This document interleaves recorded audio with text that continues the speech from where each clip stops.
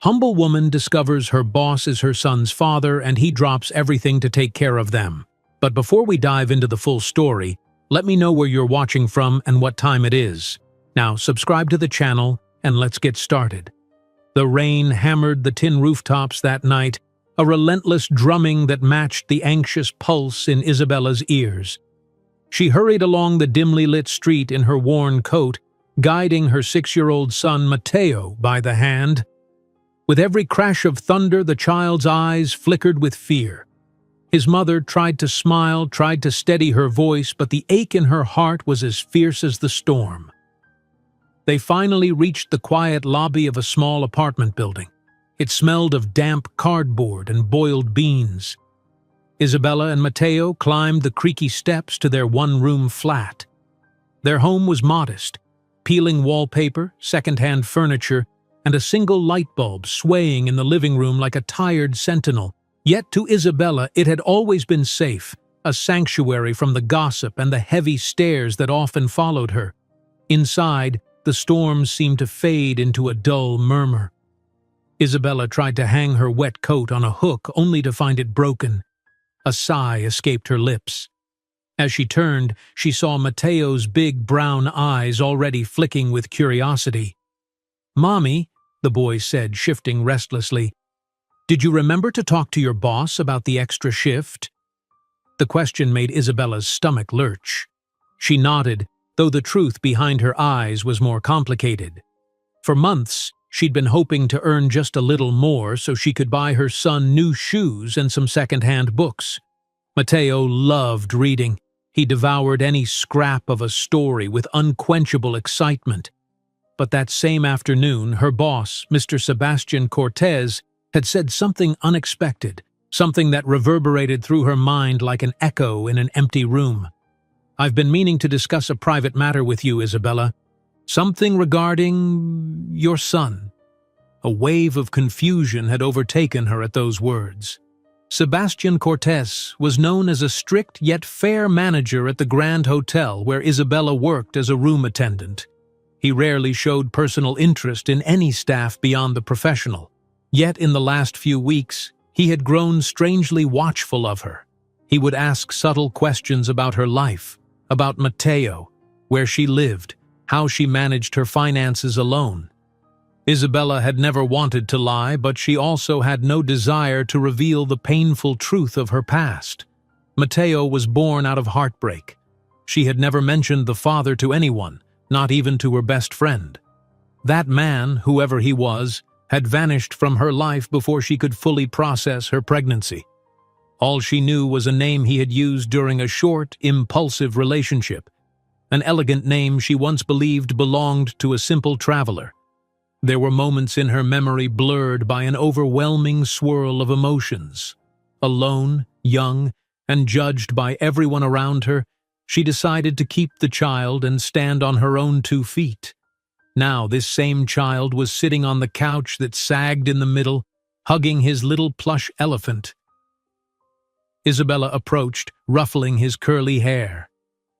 "He said he'd consider giving me extra hours," she murmured, careful not to let her uncertainty slip into her tone. "We'll manage, Matteo." The boy grinned widely, looking far older than his 6 years for a fleeting moment. Lightning flashed at the window, revealing the concern in his mother's eyes. He reached out and squeezed her hand in a gesture far too gentle for a child. Sometimes it amazed her how protective he could be toward her, more like a little guardian than just a son. That thought warmed her, even in the chill of the storm. She tucked Matteo into the makeshift bed they shared, humming a lullaby her own mother used to sing when life seemed simpler. Rain battered the windows in an insistent staccato, yet her melody floated in the cramped space, calming them both.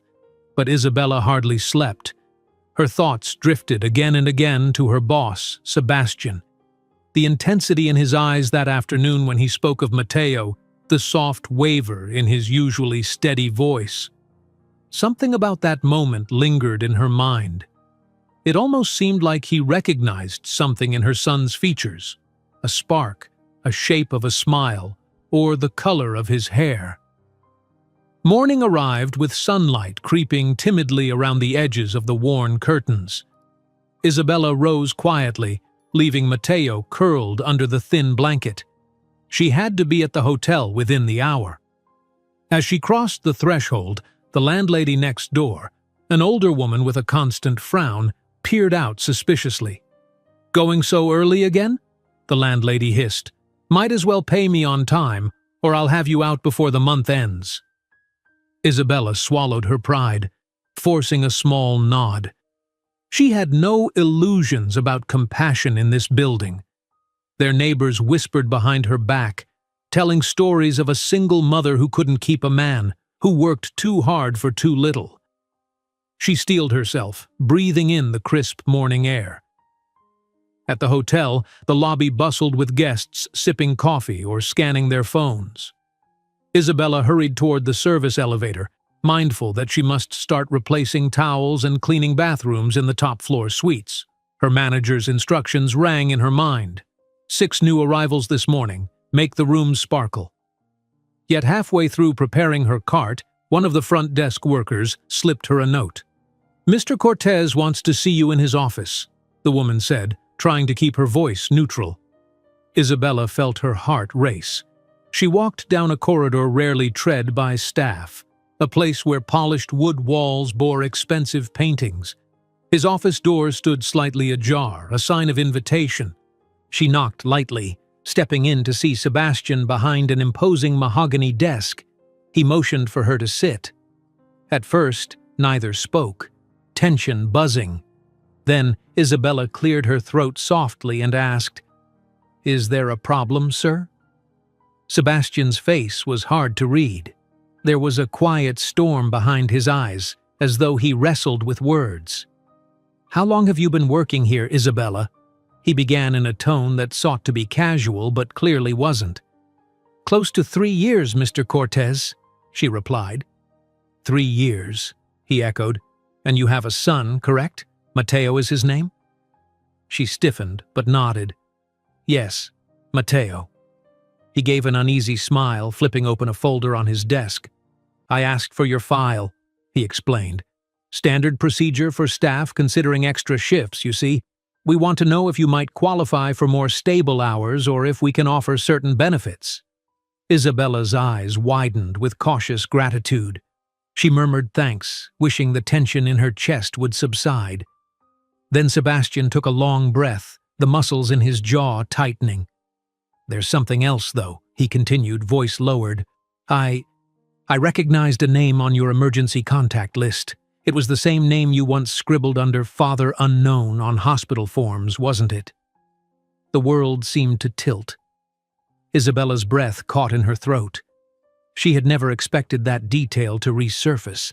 Who else besides the hospital staff had even seen that name? Sebastian's gaze was intense, full of an emotion she couldn't pin down. Was it guilt, sadness, or desperation? He rose from behind the desk, circling around to stand before her. She glanced at the folder he'd left open, glimpsing the typed details. Matteo Javier. Father. Unknown.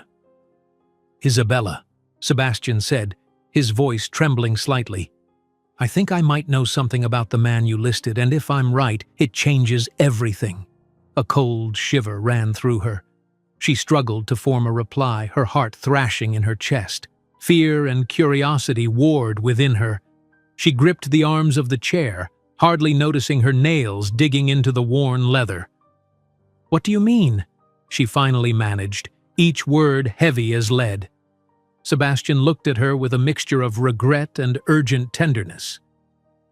"Before I tell you anything more, I need to confirm something about your son's birth date. If it's the day I suspect, then I might be—" He fell silent. Isabella's world spun faster. She could barely comprehend the possibility swirling in the air, but a faint memory flickered of a man with a refined accent, a short but intense encounter that ended in heartbreak. Could Sebastian Cortez be that man? The puzzle pieces forming in her mind felt almost too large to fit reality. Seconds stretched into an eternity, with only the faint hum of the overhead light filling the silence. "Sir," she started, her voice cracking with emotion. "Are you suggesting that you might be the father I've never—" A knock at the office door shattered the moment. One of the front desk staff called from outside, sounding urgent about an important phone call Sebastian needed to take. He exhaled sharply, glancing at Isabella with an almost pleading expression. "Please don't leave," he murmured, hurrying to the hallway. "We can't leave this unfinished." Isabella watched him go, her mind a whirlwind. Everything in her life was about to change. She didn't know if it was for better or worse, but the path she'd walked alone for so long was about to merge with a past she thought was locked away forever. Her trembling hands lowered to her lap as she closed her eyes. She recalled the watery smile on Matteo's face that very morning, how he had asked if her boss was a kind man. Now, with a fresh jolt of realization, she wondered if Matteo's father had been under her nose all this time. The office felt strangely silent in Sebastian's absence. Isabella's heartbeat roared in her ears, and she found herself gripping the edge of the desk to steady her trembling hands. She had not dared to imagine the possibility that her boss could be the father of the son she had raised alone for 6 years. The mere idea was dizzying. Outside in the hallway, she heard quick, hushed voices. Sebastian was speaking to someone on the phone, although his words were too muffled to understand. In the paused hush of the office, she found her gaze wandering over the items that defined Sebastian's tidy world: the leather-bound notebooks stacked neatly, a framed photo of his parents on a distant island, an elaborate cityscape painting on the wall, clues of a life well-structured, so different from her own daily struggle. Yet, if what he hinted was true, those two paths of privilege and hardship might merge in the most unexpected way. She tried to recall the fleeting romance she'd had with that man she once knew, his refined mannerisms and the casual elegance in his speech. The memory was blurred by heartbreak and shame, for she'd felt foolish back then, believing in hopes that were quickly dashed.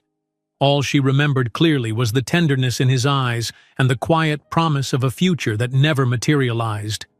Now, it seemed that story hadn't ended at all. It had merely slipped into a different chapter. The door opened. Sebastian stepped inside, face set with tension. He closed the door gently, then ran a hand over his hair, looking more vulnerable than Isabella had ever seen him. "I'm sorry about that," he said quietly. She nodded, uncertain how to stand or even how to breathe. Inside her chest, a storm of emotion was raging: fear, disbelief, and a curious spark of hope. "Mr. Cortez," she began, her voice breaking, We need to talk about what you said." He swallowed, his composure swaying. "I do want to talk. This might be easier if—" He paused, pressing his lips together before continuing. "Isabella, have you ever questioned whether your son's father was someone more significant? Did he mention a different name? Did he—" Her eyes flashed with anger, remembering the shame of discovering her pregnancy. "I never had the chance to question anything," she said, "because he left without a word, without explaining who he really was. I only learned that name from a half-filled form he'd written down. He'd told me it was his middle name. Then he vanished." Sebastian turned away for a moment as if grappling with a memory he'd kept buried. "He used a middle name, yes," he murmured at last, shoulders tense. I used to do that sometimes years ago when I traveled under less formal circumstances. I never expected it to cause such damage, or to hurt someone so deeply. But you have to believe me. I didn't know.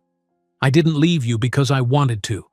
My father forced—" He drew a ragged breath, his words tumbling in a rush.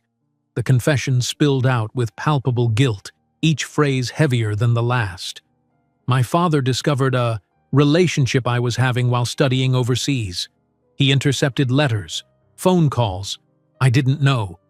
I was told you disappeared, that you had left on your own. By the time I realized something was amiss, you were gone without a trace. For so long, I believed you never wanted to see me again."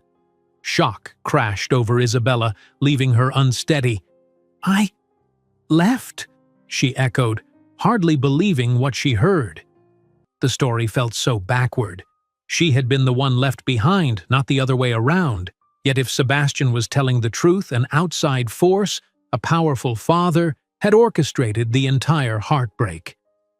"I'm sorry," he whispered, eyes shining with regret. "I should have looked harder, but I was young and foolish. My father had enormous control over my life back then. By the time I found the courage to rebel, I lost your trail entirely. I thought I would never see you again." A memory flickered in Isabella's mind. The name he had given her was Sebastian, but with a different surname. He'd said it so casually that she never suspected it might be a half-truth. She recalled how quickly he disappeared, how she'd called numbers that never connected, written letters that never got replies. Anger, cold and deep, wrestled with the knowledge that maybe he too had been a victim of a manipulative system. She crossed her arms, gaze fixed on the floor. "All this time, I believed you abandoned us," she said, voice trembling. "Me and my child. I thought you were a drifter who never meant any of those promises about a future." Sebastian took a careful step closer, daring to place a hand on her shoulder. "I want to meet him," he said softly, eyes brimming with emotion he did not attempt to hide. "I want to meet my son, and if you let me, I'll do whatever it takes to repair the damage I've caused." Isabella closed her eyes. How many nights had she wondered about the father of her child? How many times had she silently cursed him while also feeling a pang of longing? To have him suddenly here, offering to piece together the broken shards of a life that had been so heavy on her shoulders, it felt surreal. She lifted her eyes slowly. "I have to think about Matteo," she whispered. "His well-being comes first. He's a bright boy, but he's also sensitive. This would be a huge shock for him." Sebastian's face was solemn. "I understand," he said. "He's the priority, always." They sat down then, carefully, across from each other. The harsh overhead lighting made no attempt to soften the tension in the room. Sebastian asked about Matteo's likes, his favorite foods, how he was doing in school. Isabella answered each question quietly, scanning Sebastian's reactions, trying to gauge if sincerity shone through or if this was yet another illusion. He seemed sincere enough, but Isabella's guard was as high as it had ever been. She would not simply hand over her son's trust. This was a battle she'd waged alone for years, and she needed proof that Sebastian was not going to vanish again. At length she said, "Matteo deserves a father who will stay, not just someone who's curious about his bloodline. If I let you meet him, it has to be with the understanding that you won't hurt him. I won't have my son waiting by the door for a father who never arrives." Sebastian nodded, his voice hoarse. "I know, and I swear I'm here to stay, if you'll allow it." A moment's silence followed, both of them breathing in the weight of that conversation. Then Sebastian checked the time, startled by how long they'd been talking. "You have a shift this afternoon," he said gently. "Do you need to—" Isabella exhaled a heavy breath as if the conflict within her was only half resolved. "I should get back to work," she agreed. "But I'll think about how we can do this. It can't be rushed." Relief and anxiety warred on Sebastian's face. "Take all the time you need. I'll wait. I'll find a way to prove I'm serious." She rose from the chair, feeling as though her legs might buckle, but her inner willpower kept her posture straight. At the doorway she paused, looking back at him, a man who was her boss, and possibly the father of the child she adored, the father he'd never known he had. "Until we talk again," she said. Her voice was hushed, brimming with caution. "Until then," he echoed, eyes glued to her with an intensity that made her heart pound. She stepped into the corridor and let the door close gently behind her. The normal bustle of the hotel staff and the chatter of guests seemed distant. Isabella's mind reeled with the sheer magnitude of what had just happened. This morning she was a single mother balancing a meager paycheck and uncertain future.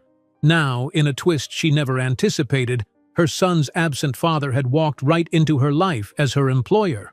"How am I going to tell Mateo?" she murmured under her breath. "Am I even sure this man can be trusted?"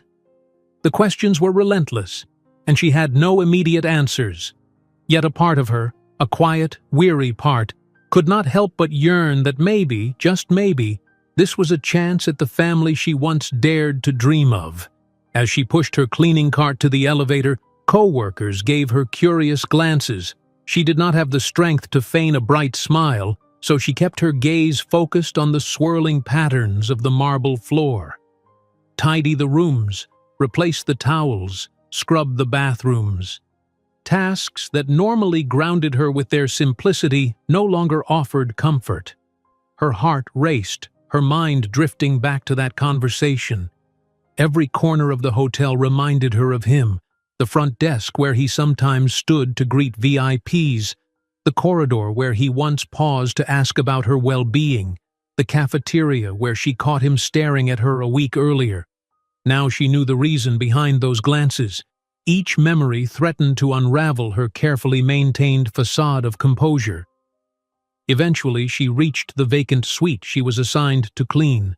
The door closed behind her, shutting out the clamor of daily business. She leaned against the wall, letting her cleaning supplies rest on the floor. In the silence, tension slid down her cheeks in hot tears. She remembered her baby's first cry, the hospital's stark fluorescent lights, the pitying looks from strangers. Every moment of single motherhood she had fought through alone came rushing back.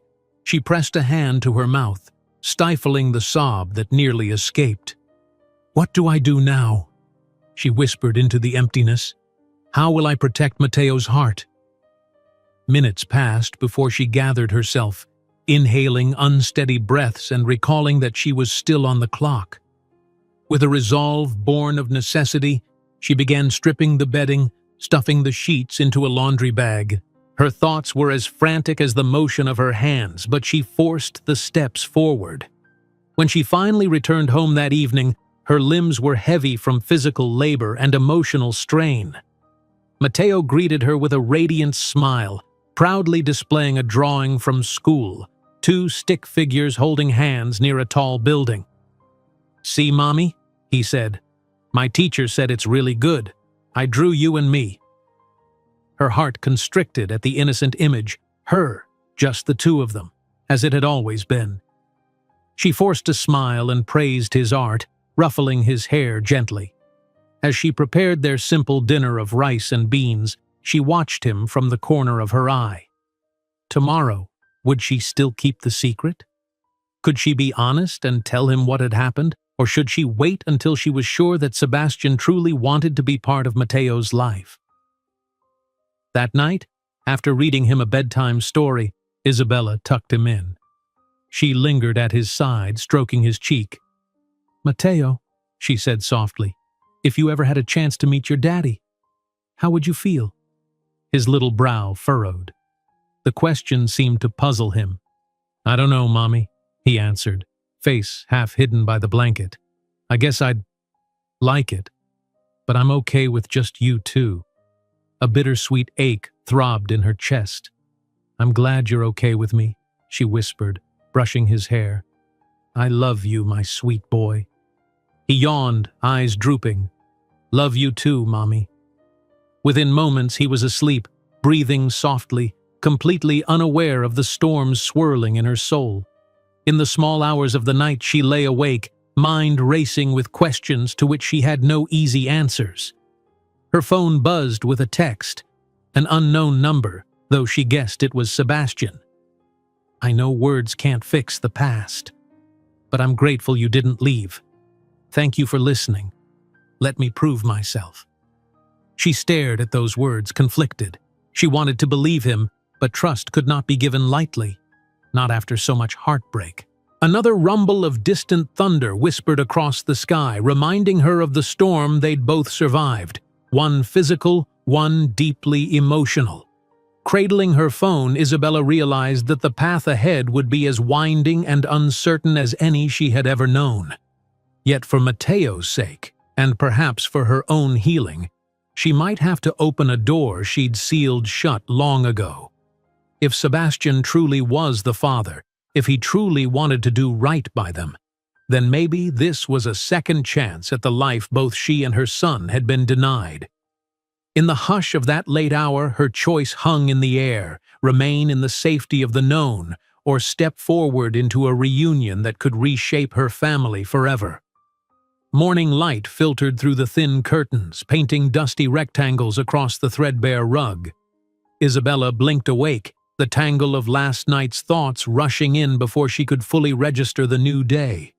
Carefully, she extricated herself from the small bed she shared with Mateo. Her son still breathed softly, his arm outstretched over the place where she'd been. Even asleep, he reached for her. Her body felt heavy, like she'd been carrying a weight too large for her. In a sense, she had. The revelation about Sebastian, her boss, potentially the father of her child, had settled in her chest like an immovable stone. She padded quietly into the cramped kitchen, boiled water for coffee, and sat down at their tiny table. The cheap wood wobbled under her elbows. Absent-mindedly, she reread the text message Sebastian had sent the previous night. "I know words can't fix the past, but I'm grateful you didn't leave. Thank you for listening. Let me prove myself." She felt torn between a flicker of hope and the fear of betrayal. For 6 years, she had raised Mateo alone, forging a life from scraps and second-hand opportunities. She wasn't certain she could trust a man who claimed he had been cut off by a domineering father, a man who, whether by forced circumstance or not, had vanished without a trace when she needed him most. Still, she could not deny the genuine emotion in Sebastian's eyes. She had glimpsed regret, longing, and perhaps even shame. Leaning over the worn table, she scrolled through her phone contacts, eyes drifting over the number saved as Mr. Cortez, work. Before she could lose her nerve, she typed, "Sebastian, I haven't told Mateo yet, but if you'd like to see him, maybe we can meet in a neutral place. A park or cafe. No promises. Let me know." Her finger hovered over the send button for a full 5 seconds, heart racing. Finally, she tapped the screen.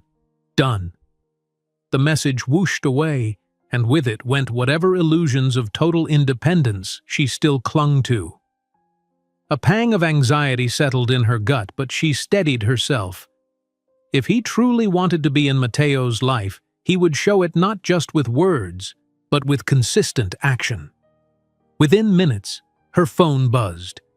She half expected it to be her coworker or a friend, but her chest tightened when she saw Sebastian's reply. "Name a time and place. I'll be there." She set the phone down, pushing aside the swirl of emotion. Right then, Mateo tumbled out of the bedroom, hair tousled and eyes still puffy with sleep. "Morning, Mommy," he mumbled. "Can we have oatmeal?" She smiled gently. "Of course, cariño." While preparing the oats, she snuck glances at her son, as though seeing him for the first time. Yes, he had Sebastian's dark lashes and a certain tilt of the chin that suddenly seemed eerily familiar. It was a combination she had never before identified as anything but Mateo's alone. After breakfast, she sent him to the bathroom to wash up. She'd have to drop him off at the neighbor's place for a short while so she could catch a weekend housekeeping shift at the hotel. The neighbor, a grouchy older woman named Gloria, was hardly ideal, but she was the only person Isabella could afford. Though Gloria charged a pittance, she did so begrudgingly, complaining every chance she got about her arthritic joints and how children caused trouble. As they left the apartment, the landlady glowered from her doorway, arms crossed over her sagging sweater. It was a silent reminder that rent would soon be due, another worry to weigh on Isabella's shoulders.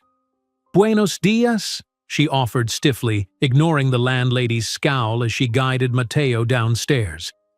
When she handed Mateo to Gloria, the boy shot his mother a pleading look.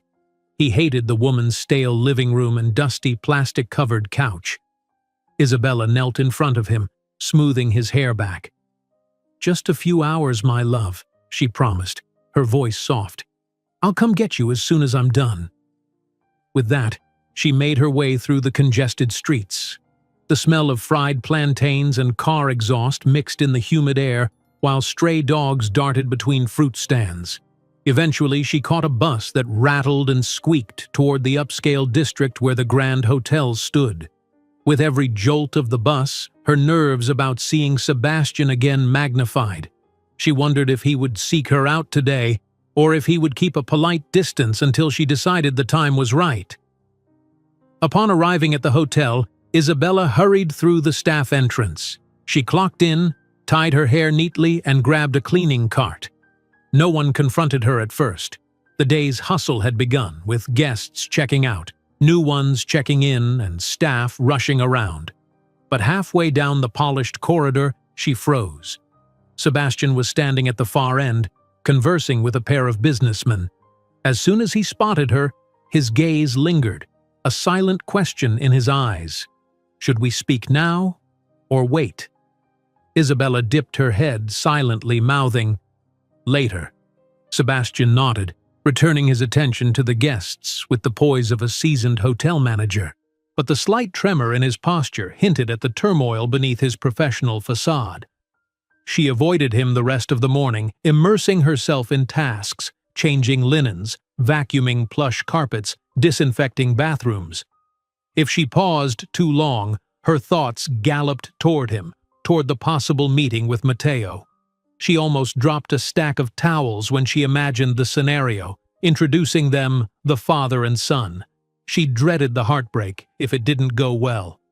Shortly after midday, Isabella was on her lunch break in the staff lounge, nibbling a modest sandwich.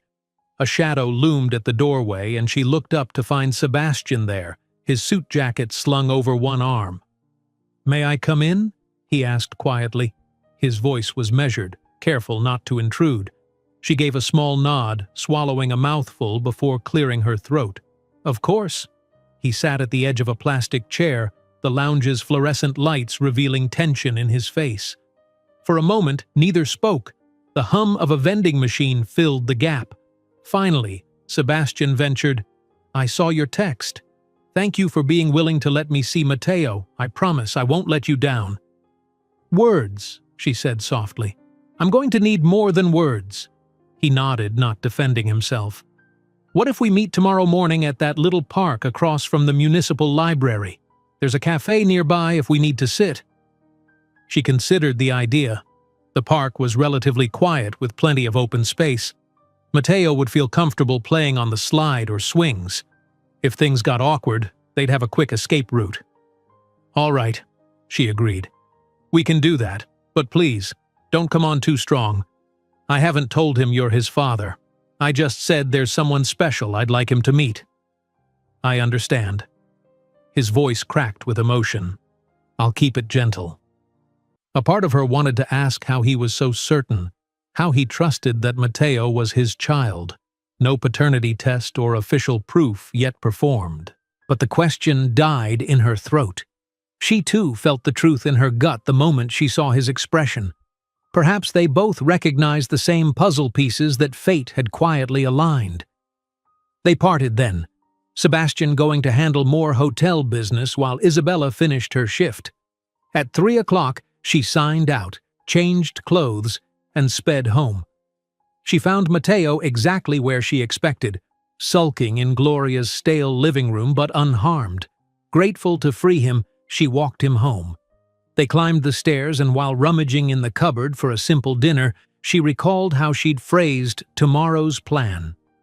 "There's someone important we're meeting," she said. "We'll just talk and maybe get a treat. He wants to get to know you." Matteo had pouted. "I don't like strangers," he grumbled. Now, as she heated leftover soup, she gazed at him, searching for the right words to quell his worries without revealing too much. "He's a good man, I think," she said, stirring the pot. "He's someone from Mommy's past who might be around more." Matteo blinked, scrunching his nose. But I only have you, Mommy. Her heart squeezed. Yes, you'll always have me, she assured, no matter what happens. That night, sleep proved elusive. Isabella paced the living room with the lights dimmed, imagining every possible outcome of their meeting. She could see Matteo withdrawing in shyness, or responding with surprising warmth. She envisioned Sebastian stumbling over his words, uncertain how to speak to a child he'd never known. She worried about her own role in all of it. Would her guardedness cast a shadow over the encounter? Somewhere close to midnight, she dozed off on the couch. Her dreams spun a tapestry of memories, broken images of a younger Sebastian smiling under a different name, glimpses of a hospital corridor with her newborn son, the loneliness of that small apartment. Then the visions jumbled into potential futures. Sebastian pushing Matteo on the swing set, Matteo laughing, the three of them walking by the river at dusk. When dawn arrived, the city outside stirred to life with horns and hurried footsteps. Isabella woke to find Matteo perched on a stool, munching cereal and humming one of the silly songs from his cartoons. She joined him, forcing a bright smile. This was the day. She tried to quell the tremor in her voice as she explained that they'd take a short walk after breakfast, just a little outing, no big deal. Minutes later, they stepped onto the street. Matteo held her hand, skipping occasionally on cracks in the sidewalk. A mild breeze ruffled the morning air. The weight in her chest intensified as they neared the park. At the corner, she spotted Sebastian standing near the entrance, wearing casual clothes rather than his usual crisp suit. He looked for a moment like any ordinary father waiting for his family. The sight tightened her throat. "There he is," she said to Matteo, keeping her tone light. "Let's go say hello." Matteo craned his neck curiously. Sebastian, upon seeing them, exhaled visibly. He offered a tentative smile and stepped forward. "Hola," he said, his gaze warm yet flicking nervously to Matteo. "I brought some pastries. I didn't know which kind he'd like, so I got a variety." Matteo stared up at him, then at the box of pastries. He shrugged, partial interest showing in his eyes. At least pastries were a universal language. "I like sweet bread," he said at last. Sebastian crouched so he was at eye level with the boy, handing over a piece coated in sugar. "I thought maybe you would," he said quietly, voice gentle. "Your mom told me you're a pretty special kid." Matteo blinked. "Mommy says that all the time," he replied, glancing at Isabella as if double-checking.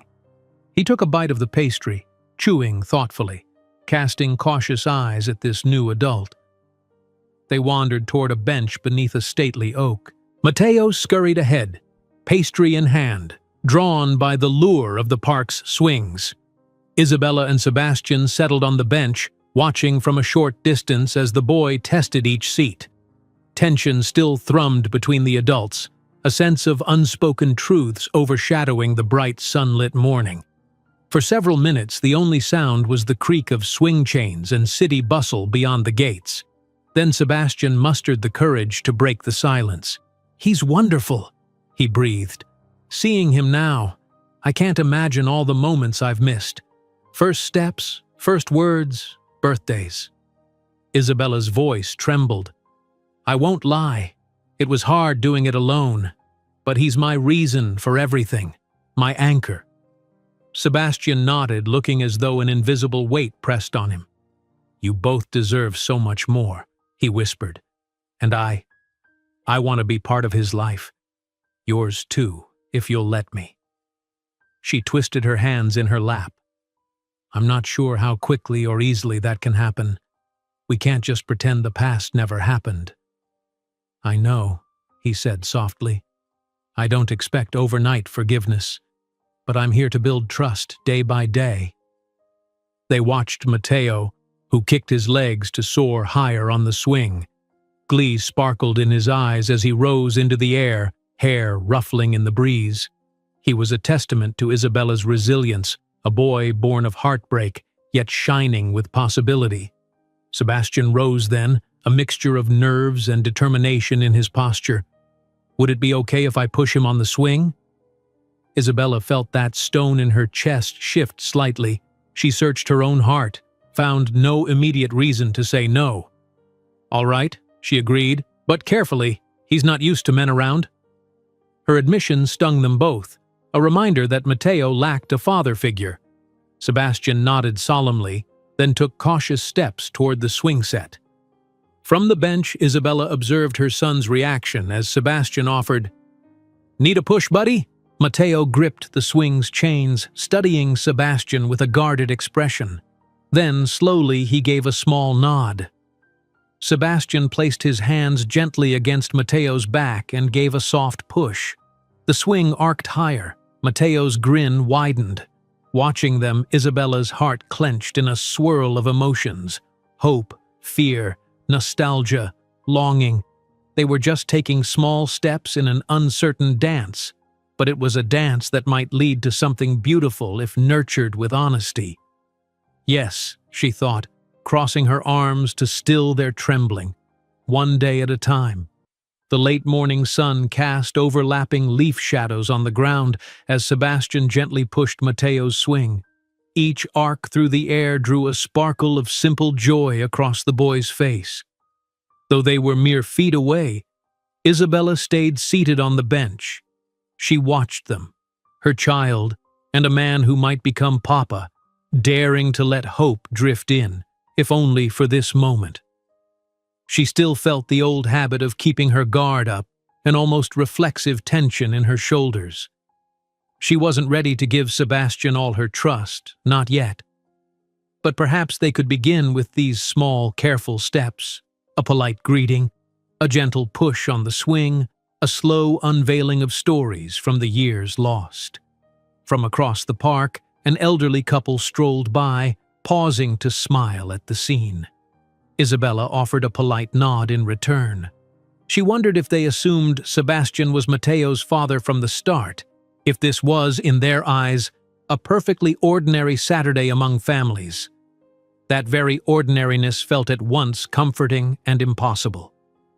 After a few minutes, Sebastian eased the swing to a slower rhythm and let Matteo drag his feet in the sand to stop. Panting slightly from excitement, the boy hopped off. He did not run away, though. Instead, he glanced up at Sebastian, curiosity still etched into his small features. "You push good," he observed in a matter-of-fact tone.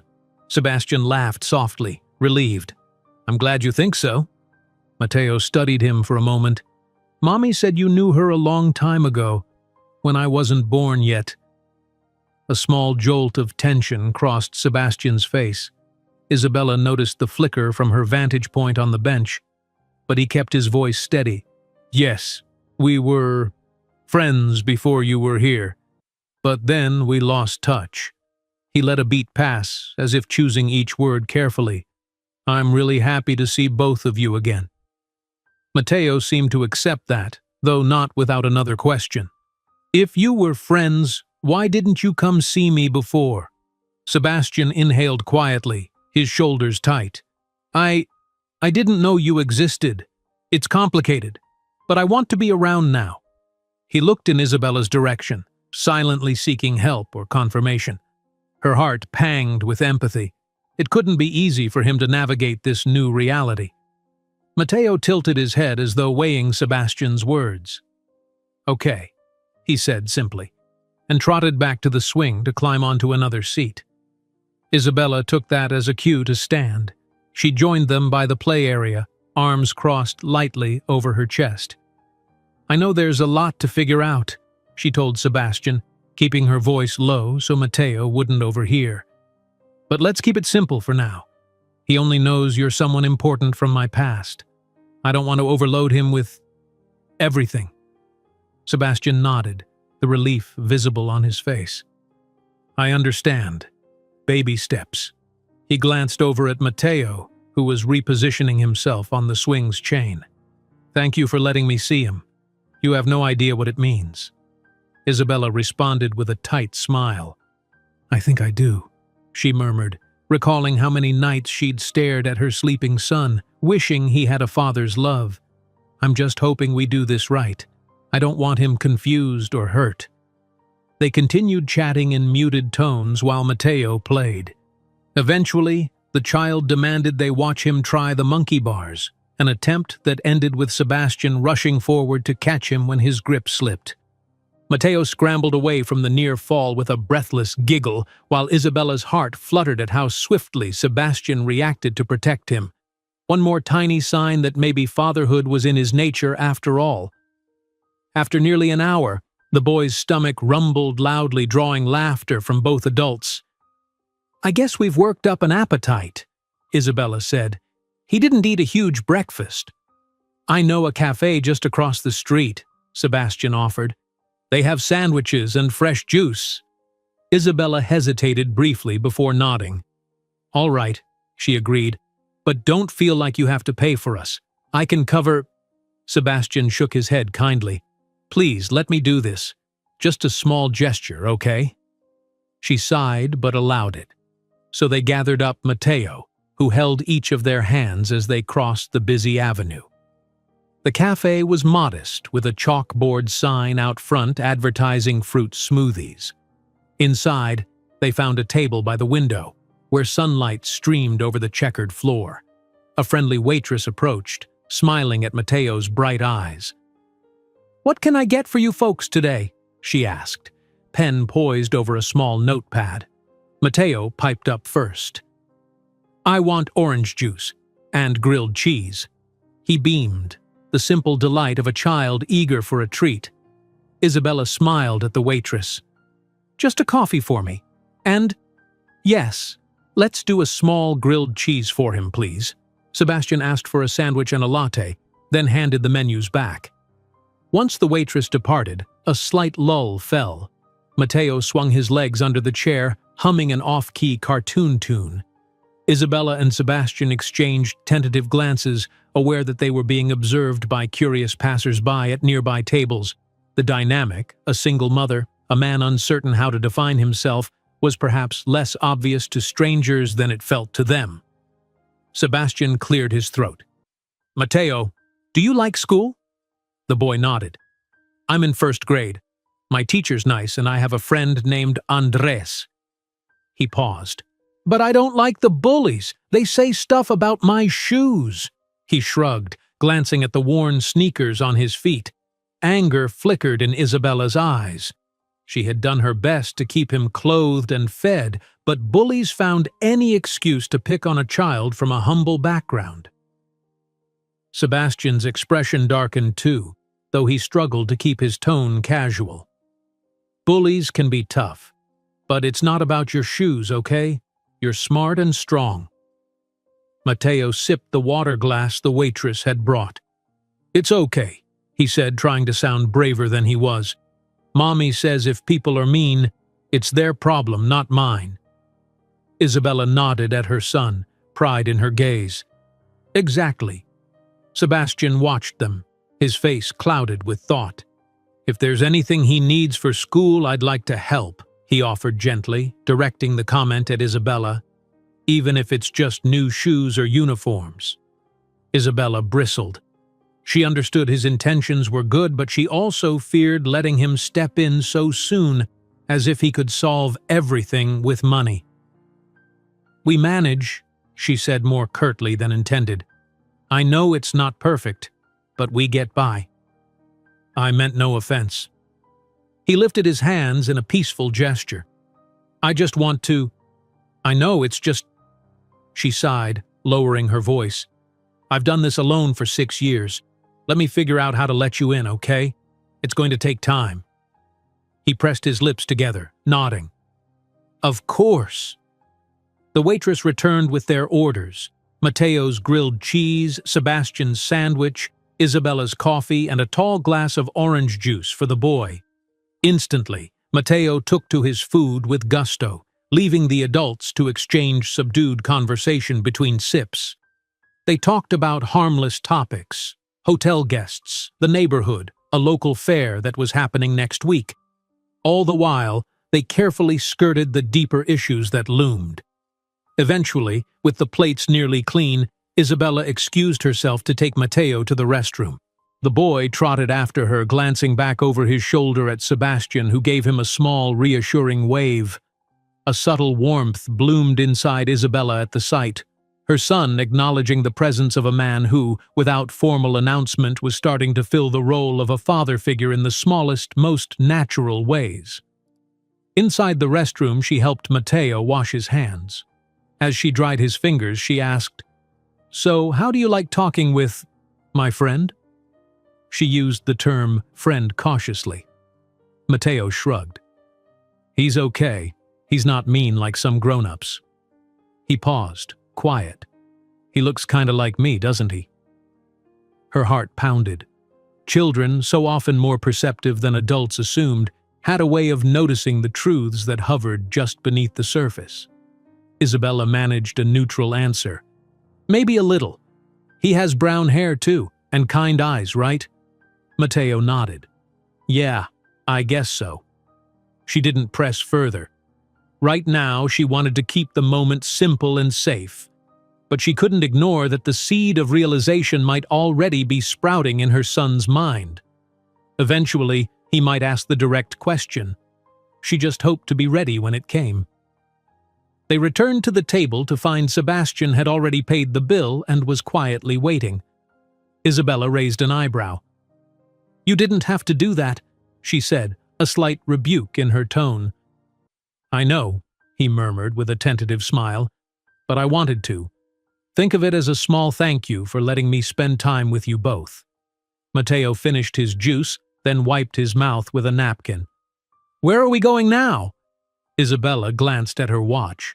"We should probably get home. We have some chores." She glanced at Sebastian. "Thank you for the meal, and for being gentle today." Sebastian's expression softened. He got up from his seat and walked them to the door. Sunlight hit them outside, the day turning warmer. "I'd like to see you again soon. Both of you," he said quietly. "Maybe next time we can visit the aquarium. I heard they have a new sea lion exhibit." Matteo's eyes lit up with interest at the mention of sea lions, but he looked to his mother for guidance. Isabella felt the familiar flutter of anxiety. She hesitated, not wanting to commit to too much too quickly. Yet one glance at Matteo's hopeful expression softened her guarded heart. "Let's see," she managed, turning to Sebastian. "I'll let you know if we can work out a day." A flicker of disappointment crossed his face, but he nodded graciously. "All right, whatever pace you need, Isabella." With that, they parted ways at the corner, Sebastian waving goodbye until they disappeared around the bend. As they walked back to their modest apartment, Matteo cheerfully recounted how high he'd swung on the swings and how the grilled cheese was extra gooey. Isabella responded with half smiles, her mind swirling in a storm of emotion. This meeting had gone better than she'd feared. No tears or fights, no awkward meltdown. Still, questions loomed like dark clouds at the edges of her thoughts. Was Sebastian truly here to stay, or was this a passing gesture fueled by guilt? How would she guide her son through the gradual revelation that this man was his father? Yet for now, as they climbed the creaking steps of their apartment building, a tiny voice of optimism whispered that sometimes second chances could be real. Sometimes long-lost connections could be rewoven into something worthwhile. "Mommy, can we really see sea lions one day?" Matteo asked as they reached their door. Isabella smoothed his hair. "We'll see, Carino," she repeated softly. "We'll see." The afternoon sun pressed against the narrow windows of Isabella's apartment, bathing the kitchen in a glow that almost felt warm enough to soften her worries. She stood at the sink, scrubbing a pot with mechanical strokes. Though the rag in her hand creaked against the metal, her mind was far away, replaying every moment of Matteo's meeting with Sebastian earlier that day.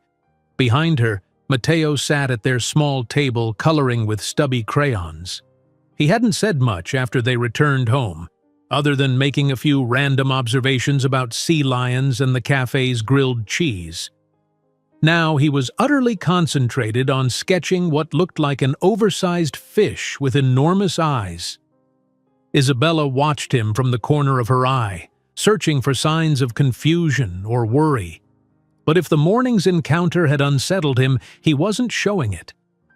Trying to shake off the tension, she rinsed the pot, dried it with a faded towel, then placed it in a cupboard. "Mateo," she finally ventured in a careful tone, "did you have fun at the park today?" He nodded without looking up from his drawing. "Uh-huh." Another moment passed. She forced a casual smile. "And how do you feel about the man we met there, Sebastian?" Mateo shrugged, still scribbling. "He was nice. He caught me when I almost fell off the monkey bars." A small grin curved his lips, but it flickered with hesitation. Why does he act like he knows me, though? Her heart twinged. Children, once again, noticing everything. She wiped her hands on the towel, moving closer to the table. "He's just somebody special who wants to be friends. He and I have some history from a long time ago." Mateo raised his gaze from the paper, eyes searching her face. "He said he didn't know about me till now. Why?" Isabella's breath hitched. She crouched beside him, resting a gentle hand on his narrow shoulder. "Sometimes grown-ups make mistakes, or we get separated. We might learn things later that we wish we'd known before. That's sort of what happened with Sebastian and me." Mateo frowned thoughtfully but nodded. He seemed to accept it for the moment. Isabella didn't push any deeper. She had promised herself that until she was certain of Sebastian's commitment, until she was ready to reveal the truth, she'd keep Mateo sheltered from the full complexity of it all. With a silent prayer that she was making the right decision, Isabella returned to her chores. A day that began with so much anxiety now settled into the mundane rhythms of laundry, cooking, and tidying up. The day ended simply enough. A modest dinner of rice and beans, a quick bath for Mateo, then a bedtime story about a friendly dragon who helped lost travelers find their way. In the hush that followed, Isabella tidied up the living room. She glanced at her phone, half expecting a message from Sebastian. There was none, and she felt a strange mix of relief and disappointment. After setting the phone on the chipped end table, she sank onto the sofa, exhaustion weighing her limbs. Sleep tugged at the edges of her consciousness, but her mind raced, conjuring up images of Sebastian pushing Mateo on the swing, or offering to buy him new shoes, or taking them both to see the aquarium. A family scene, one she'd never dared hope for. "Am I foolish to want this?" she wondered, pressing a hand to her temple. So much could go wrong. Yet she couldn't deny the tentative warmth that the day's outing had kindled.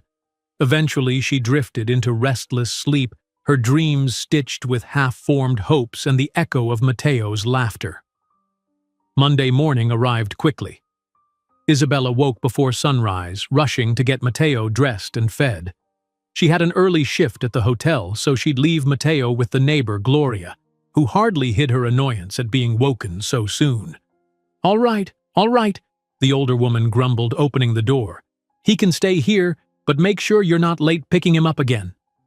Isabella forced a polite nod, pressing a small payment into Gloria's hand. Money she could barely afford, but childcare options were thin. Bending to kiss Mateo's forehead, she whispered, "Be good. I'll be back soon, okay?" The boy nodded, though she saw the tension in his eyes. Neither of them loved this arrangement, but until she found something better, it would have to do. When Isabella arrived at the hotel, the lobby was already a bustle of business travelers checking out, suitcases rumbling across the polished floors. She wove through them, slipping into the staff corridor where she collected her cleaning supplies. As she signed in, the time clock beeped with impersonal efficiency. Another day's labor, another series of rooms to set in pristine order for the next guests. Her plan was to keep her head down, do her job, and avoid any complications. But an hour into her shift, as she was stripping sheets off a bed in an upper-floor suite, she heard a polite knock on the open door. She turned to see Sebastian, not in his usual suit, but in a pressed shirt and slacks. He carried a folder under one arm. His expression was calm, though she noticed a hint of uncertainty in his gaze. "Good morning," he said in a low voice.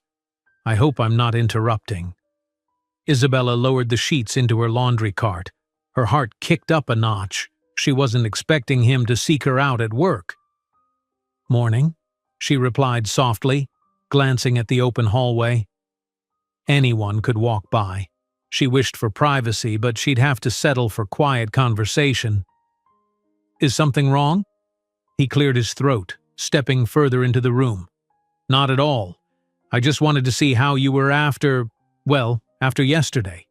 He paused, tension in his stance. "It meant a lot to me that you let Matteo and me spend some time together. I wanted to make sure you weren't upset or regretting it." His concern disarmed her, though she tried to maintain a neutral expression. "It's okay," she said. "He seemed to enjoy himself, and you were respectful of my boundaries." A small smile tugged at Sebastian's mouth.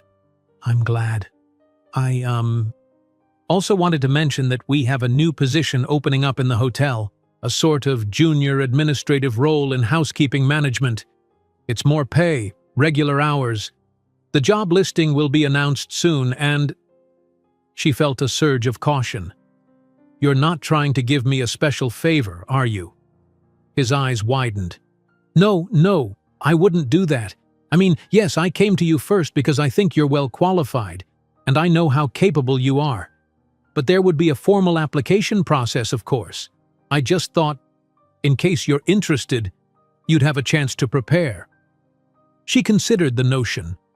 More pay, regular hours. Both were desperately needed. But at the same time, working more directly under Sebastian might blur the lines of their already complicated personal situation. Still, she couldn't dismiss it outright. "I'll think about it," she murmured at last. "Thank you for letting me know." "Of course," he replied. "I promise I won't push anything you're uncomfortable with, whether it's your job or anything else." His gaze flicked away as if struggling to hide the deeper swirl of emotions. "Anyway, I'll leave you to your shift. Just wanted to check in." With a polite nod, he left, footsteps fading down the corridor. Isabella stood there, her mind churning with new possibilities. A promotion would solve many practical problems.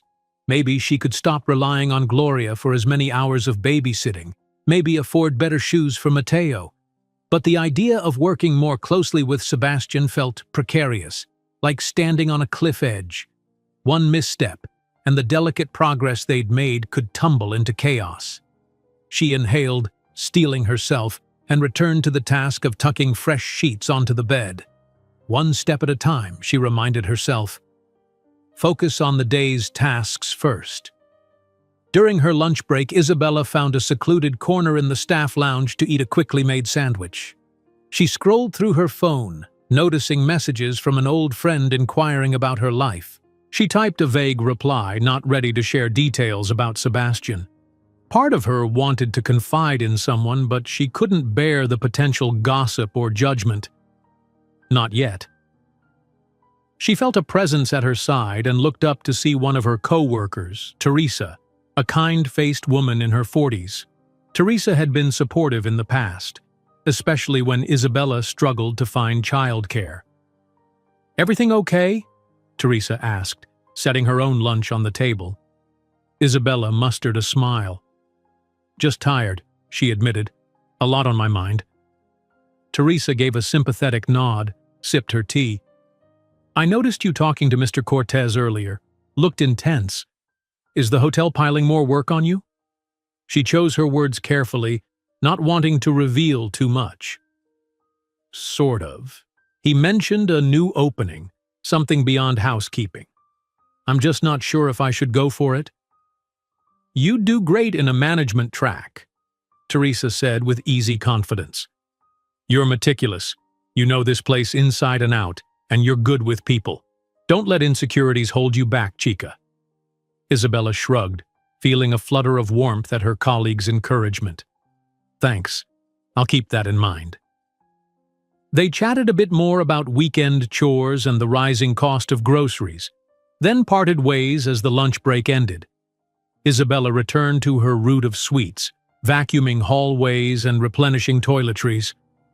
In the mid-afternoon lull, an unexpected text message made her phone vibrate. She quickly slipped it out of her pocket. It was from Sebastian. "I know we just talked, but I wanted you to have my direct cell. In case something comes up with Matteo, or if you need anything, save it if you'd like." Her lips tightened in a half-smile. She glanced at the provided number, uncertain how to feel about the gesture. The convenience was undeniable. Should a sudden emergency happen, she could reach him without going through the hotel's main line.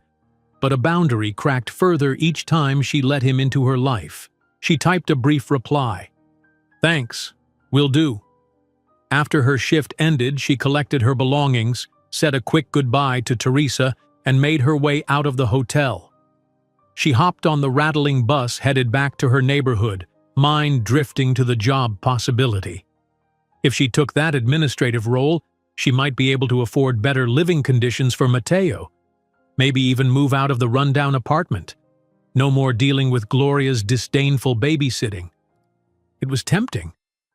And yet, her phone buzzed again. This time it was a message from an unknown number. She frowned, opened it. "I heard you're in line for some new opportunities. Interesting. Let's see if that changes your attitude, Mrs. Suarez. Rent due Friday. Don't be late." The landlady. Isabella's stomach twisted. Even behind a phone screen, the old woman's tone was laced with threat. The rent was always a strain. If the slightest delay occurred, the landlady wasted no time in making unsubtle hints about eviction. Isabella shut her eyes, leaning against the bus window as the buildings blurred past. She hated feeling trapped in these economic vice grips. Even the possibility of a stable job at the hotel, overshadowed though it was by personal entanglements, now shimmered like a lifeline. Maybe Sebastian's suggestion truly was the answer she'd been praying for. She arrived at her building, climbing the creaking stairs with shaky resolve. First, she'd pick up Matteo from Gloria's, then dinner, homework, bath. She could hardly rest, though. Her mind reeled with questions about how to shape the future. Should she trust Sebastian's job offer? How soon would she let him become a real father figure to Matteo? Could she handle the swirl of rumor if their connection became common knowledge? Standing outside Gloria's door, she composed herself. When the door opened, she saw the neighbor's familiar scowl. "He's been quiet," Gloria said curtly. "You owe me an extra half-hour's pay. You said you'd be here by 4. It was only 4:20, but Isabella dug into her purse for the meager bills. Gloria snatched them, stepping aside to let Matteo leave. The boy rushed out, relief radiating from him. "Mommy, can we have spaghetti tonight?" he asked, hugging her waist. She ruffled his hair, forcing a gentle laugh despite the tension in her chest. "Sure, mi amor. Spaghetti it is." Upstairs, she locked the apartment door behind them, leaning briefly against the frame. She felt Matteo tug on her hand. "You okay?" he asked, concern in his little voice. She smiled for him, though her eyes held exhaustion. "I'm fine, sweetheart. Just a long day. Let's get cooking." She busied herself in the tiny kitchen, boiling water and stirring sauce. Matteo chattered about some new game at school. The comfortable routine kept her anchored. Yet, in the back of her mind, she saw Sebastian's face, his earnest expression, his whispered apologies for the past, the possibility of a job that could free her from scraping by. A swirl of hope and anxiety. She wasn't sure which feeling would win. After dinner, while Matteo watched a short cartoon, Isabella stared at her phone on the table. Her cursor hovered over Sebastian's new number, saved under a contact name she'd typed simply as Sebastian. She didn't message him. Perhaps tomorrow she'd find the courage or necessity to do so. For tonight, the best she could do was tuck her child in, wash the dishes, and pray for clarity. Moments before bed, she opened a small cardboard box she kept at the back of her closet. Inside lay hospital papers, a baby bracelet, a few old photos from her short, blissful time with the man who'd called himself by another name. She traced her fingertips over one snapshot.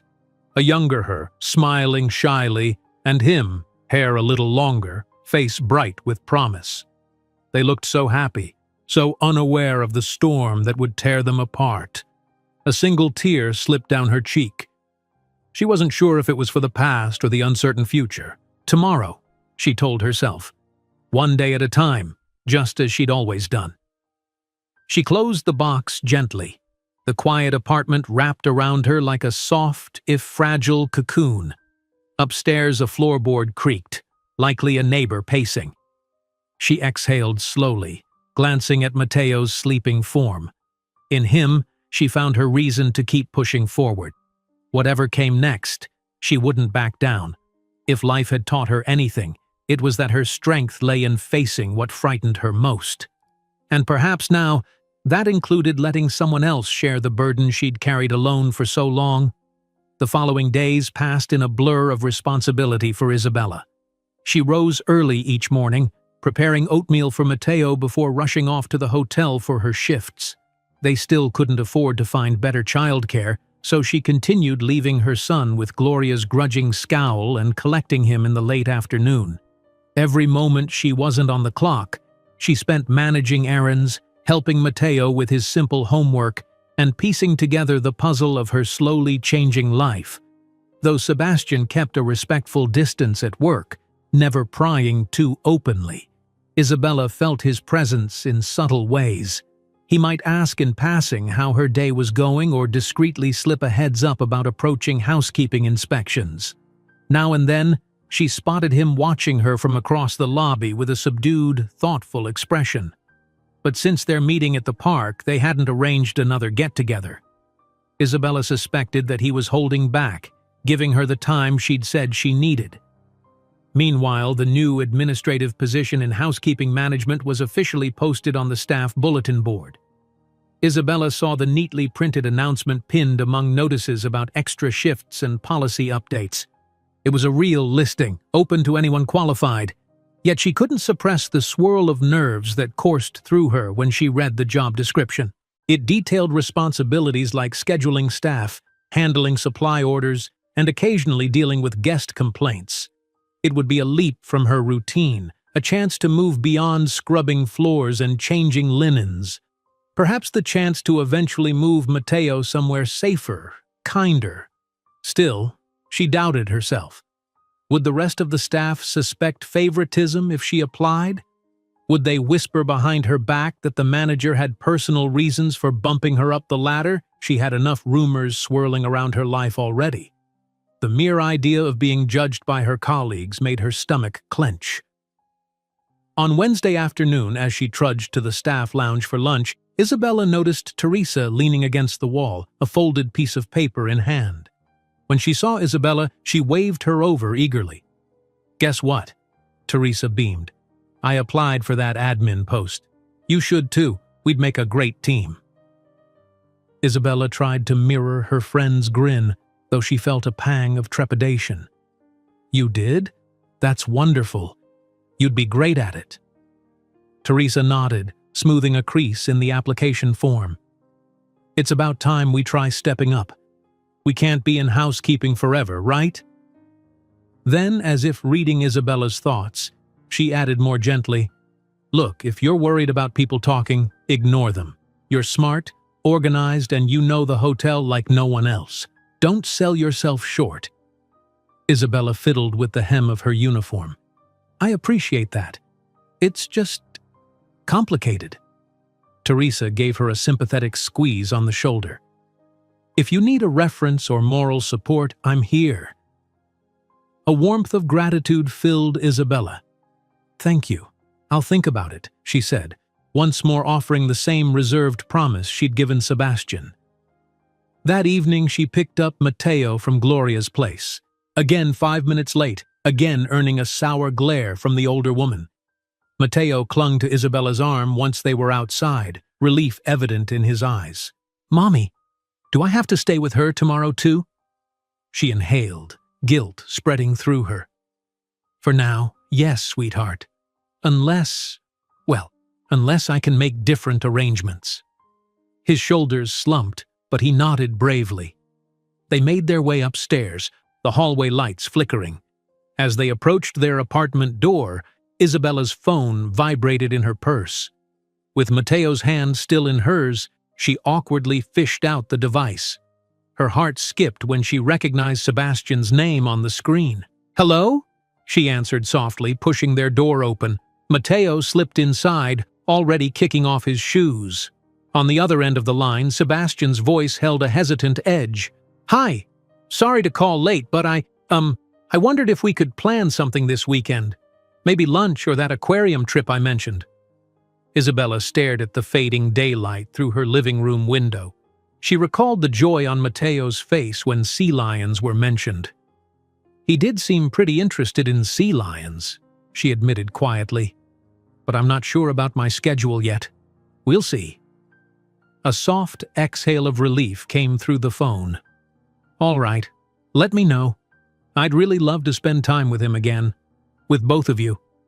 She glanced at Mateo, who was already rummaging in the kitchen for a snack. "I'll text you if we can make it work," she said, trying to keep her tone neutral. "Have a good evening, Sebastian." "You too, Isabella. Take care." She hung up, feeling that familiar mixture of apprehension and cautious excitement. Another step, perhaps. Another tiny invitation to let him into their lives. Part of her wondered if she was dragging her feet. Another part felt it was better to tread carefully than to rush into heartbreak. That night, with Mateo nestled in bed and the cheap overhead light humming dully, Isabella sat at the kitchen table, a pencil in hand. She had downloaded the job application form from the hotel's staff portal. It was spread before her, several pages of questions about her background, her previous experience. Staring at the blank lines, she wrestled with self-doubt. She'd never completed high-level schooling. Her references were mostly from odd cleaning jobs. The voice in her head whispered, "They'll never pick you." Yet another voice, one she rarely allowed herself to hear, insisted, "Why not you? You've worked diligently, proven yourself reliable. Why shouldn't you move forward?" Her gaze wandered to the folded piece of paper pinned to the fridge, a school flyer for a field trip Mateo's class was taking to a children's museum. Cost: $15 per student. She hadn't had the spare money last time and had felt a pang of guilt when her son missed out on the last trip. This time, maybe she could manage. A better paycheck might ensure it was never a question again. Sighing, she pressed the pencil to the form. Slowly, she began filling out the sections on personal details, job history, and her short essay about why she thought she was suited for the position. She scrawled carefully, hoping her words wouldn't be overshadowed by the quiet worry that some might see favoritism if Sebastian was involved in the hiring process. Midway through, her phone chimed with a new text. She half expected it to be Sebastian again, but to her surprise, it was from an unknown number. Warily, she opened it. "So, you think you're moving up in the world? Don't forget where you live, Ms. Suarez. Rent still due. Don't get any fancy ideas." Her pulse jumped. The landlady again, or some other busybody in the building. She slammed the phone face down on the table, a sour taste creeping up her throat. It wasn't the first time she'd received veiled threats or petty jabs from certain neighbors who resented her presence. She couldn't let it stop her, though. She gathered her courage, ignoring the chill in her hands, and returned to writing her application. Each word felt like a tentative step forward in a foggy landscape. At last, near midnight, she set the pencil aside. Her application was done as best she could manage.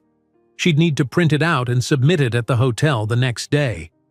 Slipping it into a folder, she inhaled deeply, hoping she was doing the right thing. For herself. For Mateo. The next morning, after dropping Mateo off at school, glad for once that she had no immediate shift, Isabella headed to the local print shop. The clerk behind the counter was a short, bespectacled man who offered her a quick smile. She emailed the document from her phone, watched the printer spit out crisp white pages. Her stomach fluttered as she slid them into a cheap plastic binder. No turning back now. At the hotel, she walked straight to the HR office, ignoring the curious glances of a few co-workers who rarely saw her on the management floor. The HR assistant, a woman with a tidy bun, accepted the binder politely. "Thank you, Mrs. Suarez. We'll review your application along with any others we receive." Isabella offered a small, grateful nod and left, her heart hammering in her chest. So that was that. Her entire future might hinge on these few paragraphs of text and her track record as a dedicated employee. She told herself to breathe, to remember that she was capable, that she had a right to try. Leaving the HR corridor, she nearly ran into Sebastian in the hallway. He was juggling 2 folders and a takeaway cup of coffee. Her eyes caught his, and for a moment, time felt suspended. Did he know she'd just submitted her application? "Isabella," he said, adjusting the folders, "I thought you had today off." "I did," she responded, lifting her chin. I came in to apply for the housekeeping admin position." She braced for his reaction. A flicker of surprise lit his gaze, followed by unmistakable pride. "That's wonderful. I'm really glad to hear you're applying." She swallowed. "I appreciate the encouragement, but let's keep it professional. I don't want any rumors that you're giving me special treatment." He nodded gravely. "Absolutely. I promise I won't interfere with the hiring process. If anything, I'll recuse myself from any final decisions to avoid the appearance of bias." Her shoulders loosened a fraction. "Thank you," she whispered, touched by his consideration. Before she could say more, a hotel guest approached Sebastian from behind, complaining about a billing discrepancy. Sebastian excused himself, offering her a brief supportive smile before giving his full attention to the disgruntled traveler. Isabella slipped away, invisible once more amid the swirl of hotel business. She told herself that was fine. She didn't want to draw attention. But a small voice in her heart admitted that she appreciated Sebastian's discretion. Maybe, just maybe, they could navigate this tricky balance. Outside, the sun hit her face. She decided to head home for a few hours, tidy up, and then pick Mateo up from school herself, an unusual luxury in the midst of her varied shifts. She wanted to see his face when he spotted her waiting at the gate, not the neighbor's grumpy figure or the shadow of financial strain. When the school bell rang that afternoon, children flooded the yard. Mateo's expression lit up when he saw his mother, who waved vigorously from behind the chain-link fence. He sprinted over, breathless with excitement. "Mommy, you're here!" She gathered him in a hug, inhaling the childish scent of crayons and playground dust. "I got off early today," she said. "Thought we could grab a snack before going home? Maybe you can show me your favorite place to sit during recess." He grinned widely, leading her through the yard to a chipped wooden bench near some scraggly bushes. She listened with genuine interest as he described how he and a friend liked to trade stickers there. Every detail of his day, from the jump rope contests to learning about sea animals in class, captivated her.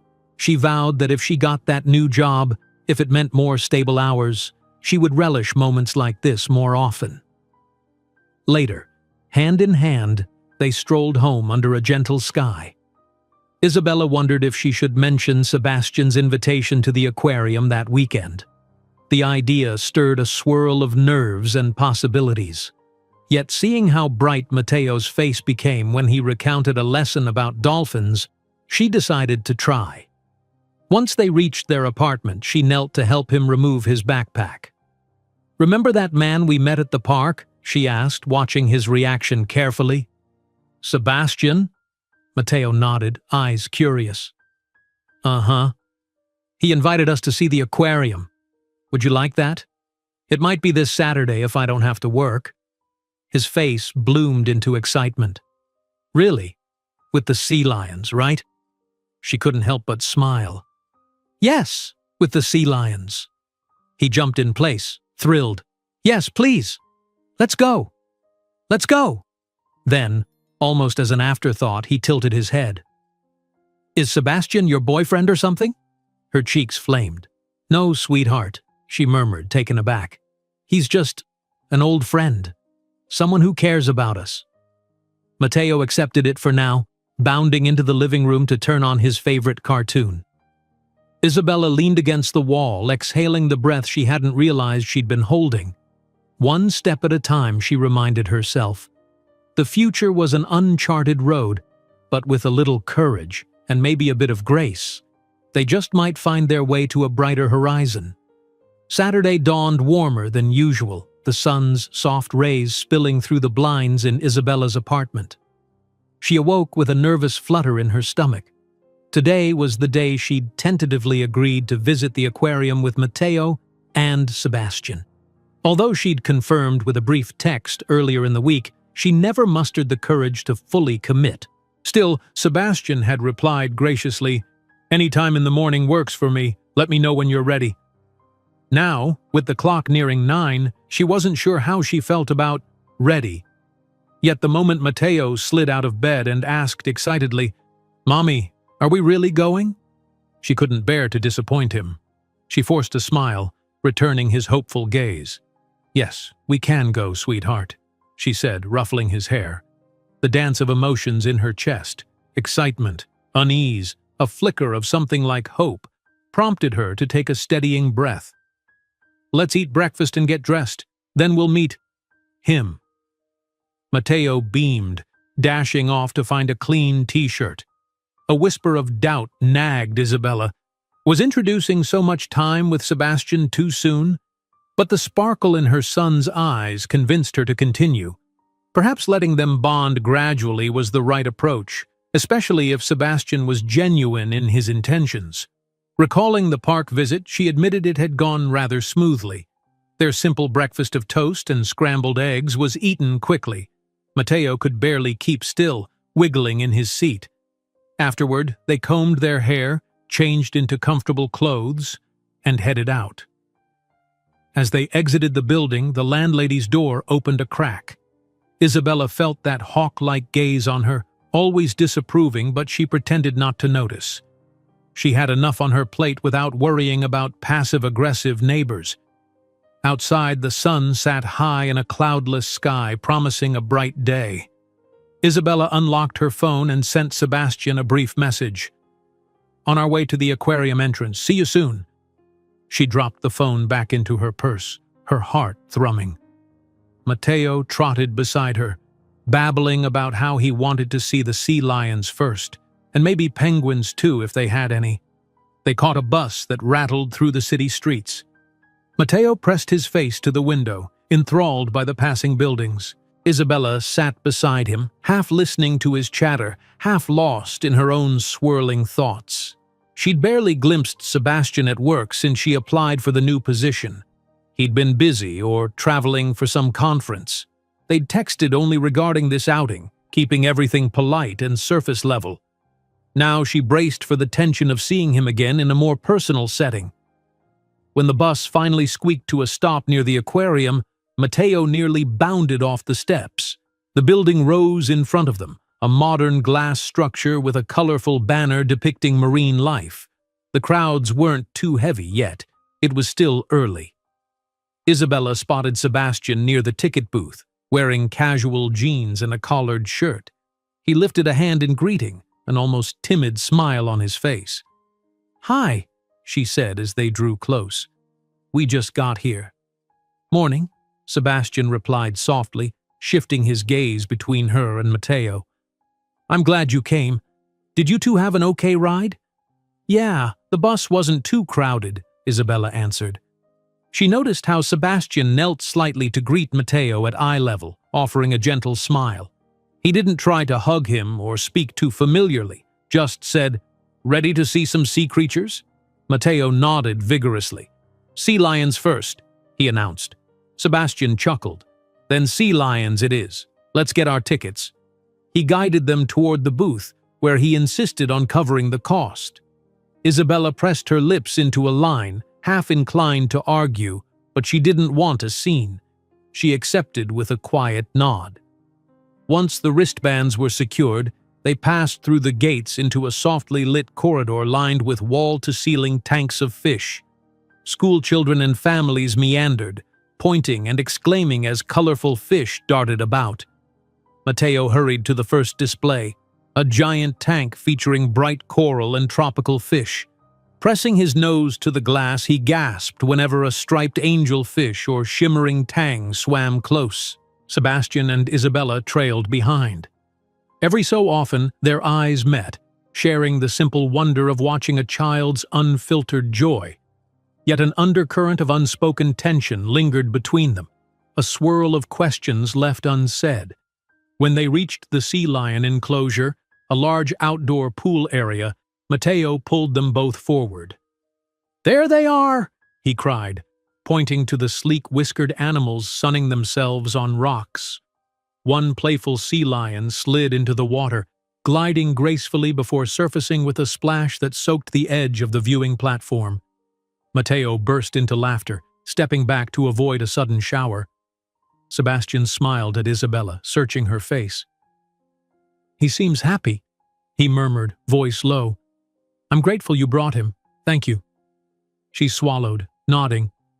"He's been looking forward to it all week," she admitted, then added more quietly, "I want him to have good memories." Sebastian nodded in understanding. They watched Mateo for a while longer. The boy jumped with glee whenever a sea lion flopped onto its belly or poked its head above the surface. Then he noticed a small kiosk offering fish to feed the sea lions, under staff supervision. His eyes lit up, and he darted over to read the sign. "Mommy, can I feed them?" he asked, bounding back. "Please?" Isabella glanced at the cost. It wasn't too expensive, but definitely a splurge for her usual budget. Her hesitation must have shown because Sebastian stepped in gently. "I can cover that if you're okay with it." He quickly raised a hand at her uncertain expression. "Just for today. I promise I'm not trying to step on your toes. I just want him to enjoy." She exhaled, studying his earnest features. Then she nodded. "All right, that's fine." Mateo whooped with excitement. A staff member handed him a small container of fish chunks, showing him how to hold them out so the sea lion could scoop them up with its mouth. The boy giggled uncontrollably when the whiskery creature flapped and barked for more. Isabella and Sebastian stood close by, snapping mental snapshots of the moment. For a brief time, it felt like they existed in a bubble where worries and resentments melted away, replaced by the spark of shared delight in Mateo's happiness. After the sea lion feeding, they wandered through more exhibits, playful otters swirling in underwater tunnels, a long glass hallway with sharks gliding overhead, a touch tank where Mateo could gently brush his fingertips over starfish. Occasionally, Sebastian and Isabella chatted in low voices, exchanging small remarks about work or about which creatures impressed Mateo the most. In each of these mundane interactions, Isabella sensed the depth of Sebastian's longing for connection, for redemption, for time lost. It made her chest tighten. She wasn't yet sure if she could give him that absolution, but she recognized the sincerity behind his efforts. Eventually, they took a break at the aquarium's cafe, carrying trays of simple sandwiches and juice boxes. They found a table near a large window that overlooked an artificial waterfall. Mateo devoured his meal, babbling about everything he'd seen. Then, as children do, he shifted into questions that poked at deeper truths. "Sebastian," he asked through a mouthful of sandwich, "did you know my mommy when she was little too?" The man blinked, momentarily taken aback. He cleared his throat. "Not quite that long ago," he said carefully. "We knew each other when we were both younger, grown-ups, but younger than now." Mateo tipped his head. "Oh, so you're like best friends?" Isabella's cheeks flushed. "More like old friends who are reconnecting," she intervened gently. Mateo considered this, shrugging. "Cool," he said simply, slurping his juice box. Children often accepted partial answers more easily than adults. Sebastian shot Isabella a grateful look. Under the table, she clenched her hands. Every mention of the truth, they'd once been lovers, parted by misunderstandings, leaving her pregnant and alone, sat like an invisible wall. Yet it felt simultaneously closer to crumbling. She dreaded the day Matteo would realize the deeper link. Would he feel betrayed for not knowing sooner? After lunch, they circled the last few exhibits, culminating in a grand underwater dome where rays and small sharks glided overhead. Matteo pointed out every new creature he spotted, exclaiming that he'd never seen fish so big except on TV. Sebastian laughed softly, admitting he felt the same awe. Isabella stayed nearby, wrapping an arm around Matteo's shoulders from time to time. Quietly, she marveled that for a few hours they felt almost like a real family, a mother, father, and child exploring the world together. But eventually, the aquarium visit drew to a close. The three emerged into the bright afternoon sun, squinting as they passed through the exit. Outside, crowds bustled around food carts and souvenir stands. Sebastian turned to them, an unspoken reluctance in his eyes. "So, what's next?" he asked, voice subdued. Matteo turned to Isabella, obviously hoping for more fun. She offered a wry smile. "We need to head home soon, I'm afraid. There's laundry and chores waiting." Catching the flicker of disappointment on Matteo's face, she added, "But maybe we can do something again another time. Would you like that?" The boy nodded vigorously. "Yes, can we see the zoo next time or go to the movies?" Her heart pinched. These were luxuries she rarely afforded, but seeing his wide-eyed hope, she found it difficult to say no. "We'll see," she said gently, "one step at a time." Sebastian cleared his throat, shoulders tense. "If you need any help with chores, or if you ever just want a break, you can call me." He paused, then looked at Matteo. "I could even babysit sometime, if that's okay." Isabella bit her lip. Letting him babysit was a whole new level of trust. She wasn't ready for that, not yet. "I'll keep it in mind," she said softly, not committing further. But his offer touched her, even as it unsettled her. They walked together toward the bus stop. Matteo, worn out from excitement, held both of their hands. He hopped over each crack in the sidewalk, humming to himself.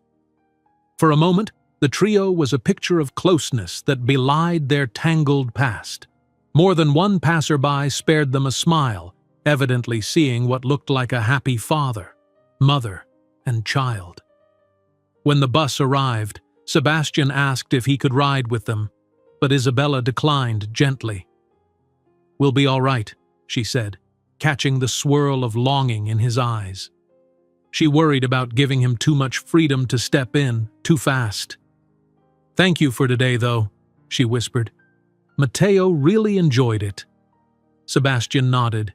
He placed a soft hand on Matteo's head, ruffling his hair. "I'm glad. Thanks for letting me come along." Then he added, meeting Isabella's gaze, "And thanks for trusting me enough to do this."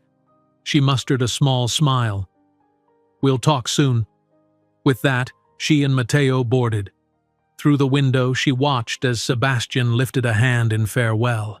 The engine growled, pulling them away, leaving him standing on the curb with a wistful expression.